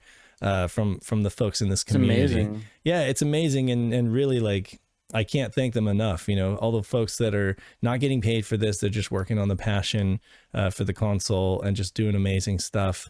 That's been my memory, and it's been awesome, you know, to be a part of the competition, judging it, and just, you know, being able to, you know, talk about these games on the podcast and stuff. That's been a great part about the last like 5 years of that Sega Extreme contest. Yeah. Now last year we Cold Case, like Jay Baretta's Cold Case, right? Like, I knew the minute I played that was going to be my winner. Like nothing was going to top that. Right. I mean, see if he can come back this year with like an expanded version with more levels, because like the whole aesthetic of that game was phenomenal. Like Silent Hill meets the Medium on Sega Saturn. It was like crazy. Yep. I definitely see that. The quality of it. Yeah. Aye. And I mean, he shadow dropped it. It was like, you know, just kind of dropped it out of nowhere, and it caught us all by surprise. And I have a feeling that the same is going to happen. This, you know, working quietly, and we just got to wait and see what he puts out. But see all the good stuff. All the good stuff. Yeah, I'm really excited for it. This year it's just going to be crazy. Pat and I were talking about the other day on the show. It's just like, I can't, if it ends up being like several big high profile projects at the same time, it's going to be really tough to decide, you know? It's going to be, I'm kind of excited for that. Like I think it's like, I think if it's a nail biter, I think it's a good problem to have. That Saturn version of that, it's going to be intense. It's going to be probably one of the best years. Anyway. Yeah. So, Merry Christmas to everybody listening. I think we'll put this out somewhere around the holidays so that folks can enjoy it. Maybe when they're off work or something. They're going to need to be off work to be able to listen to a 3-hour podcast. But it's been fun. You know, we haven't talked with you guys for so long. You know, we had a lot of catching up to do, I guess. Yeah, it's been great. Fun. Good fun. Anyway, thanks as always for joining us, you guys, and we love the Sega guys. Where can folks see your content? Where can they check out your videos? It's all on YouTube is the main place. SegaGuys. So if you just type in SegaGuys on YouTube, yep, we should pop up. We're also on Radio Sega. If you just want to listen to the audio version of the podcast, we premiere at 6 p.m. Every other Monday.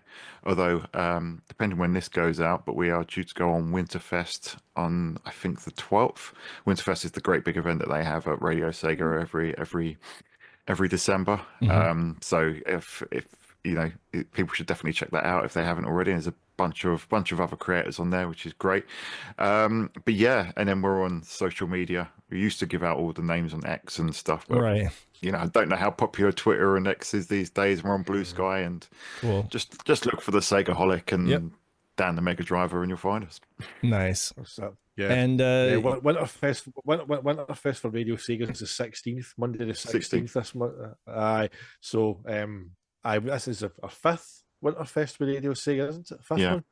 That's great. Fifth one. So basically, nice. Yeah, Radio Sega, they do like every year. It's an annual kind of winter themed kind of Christmas holidays themed extravaganza of Sega content, podcasts and whatnot. So yeah, it runs the 14th, 15th and 16th this year. So we're one of the kind of shows closing out Winterfest on the 16th. So unfortunately I wasn't there, wasn't able to make it, but we were, obviously Dan was joined by our good friends Ben and Dibs from Gaming for Ages. Nice. Who have started up a podcast as well, kind of another couple of UK Sega fans. So nice. They went on there and had a chat about, you know, Sega's kind of Christmas themed games. So that'll be going out on the 16th. And then obviously this will be probably going out round about that week or probably the week after. So loads of festive themed stuff. Yeah, absolutely. And folks can find you on our website too. I was gonna say they can find us on Sega Saturn SHIRO, but they can find you there too, because you guys do these awesome articles to back up your videos and give folks for reading on their smartphone, or if they're on the toilet. I guess they could just watch your video. But I like the fact that there's also a written article as well. I think it's great. And it definitely helps drive traffic. It's good to preserve stuff and get more details, you know? Yeah, and it's just another point of search engine optimization, I suppose. But no, it's really great. I love it. And yeah, you guys can find SHIRO, SegaSaturnShiro.com, and find us on social media, Play Sega Saturn. Yeah. Or you can find us personally. I know I'm TraynoCo on Twitter or Twitter, X, or Blue Sky. I know you're SaturnDave on all those too, right? Yeah. Although I don't do a lot of social media recently, just no time for it. I sometimes do it. I just sort of either have my opinions on stuff that are more personal, or I'll have a picture of me at a fireplace. So definitely, we jamming. I wish I was that. Where were you? You were camping in Arizona? No, I was at my friend's house. Oh, you're at a friend's house. Okay, cool. Yeah, here's the one I was talking about that earlier that we were hanging out with. Oh, I thought it was like a campfire or something. No, I mean it was a campfire. He has a bunch of wood and like a fireplace, and we just made a fire out there and I gotcha. Stayed warm, and we roasted marshmallows and had some s'mores. So it was good. Sounds like fun. Well, it was. They're called s'mores, Buzz. I guess to wrap things up, this has been SaturnDave, TraynoCo, the Mega Driver, and the Segaholic, reminding you that you must play Sega. I guess I'll just leave it at that. You must play Sega. Play at least some kind of Sega console. Saturn, I think that's the choice to go with. But if you play the other ones, we won't. We'll give you a break this Christmas. Just play some Sega. Play Snatcher. Play Snatcher for the holidays. Definitely. Play Snatcher, yeah. Good choice. Excellent Christmas game. See you on the Sega side. See you on the Sega side. Let's all say it together. And we'll see you on the Sega side. On the Sega side. Sega side. Nice. Sega Saturn,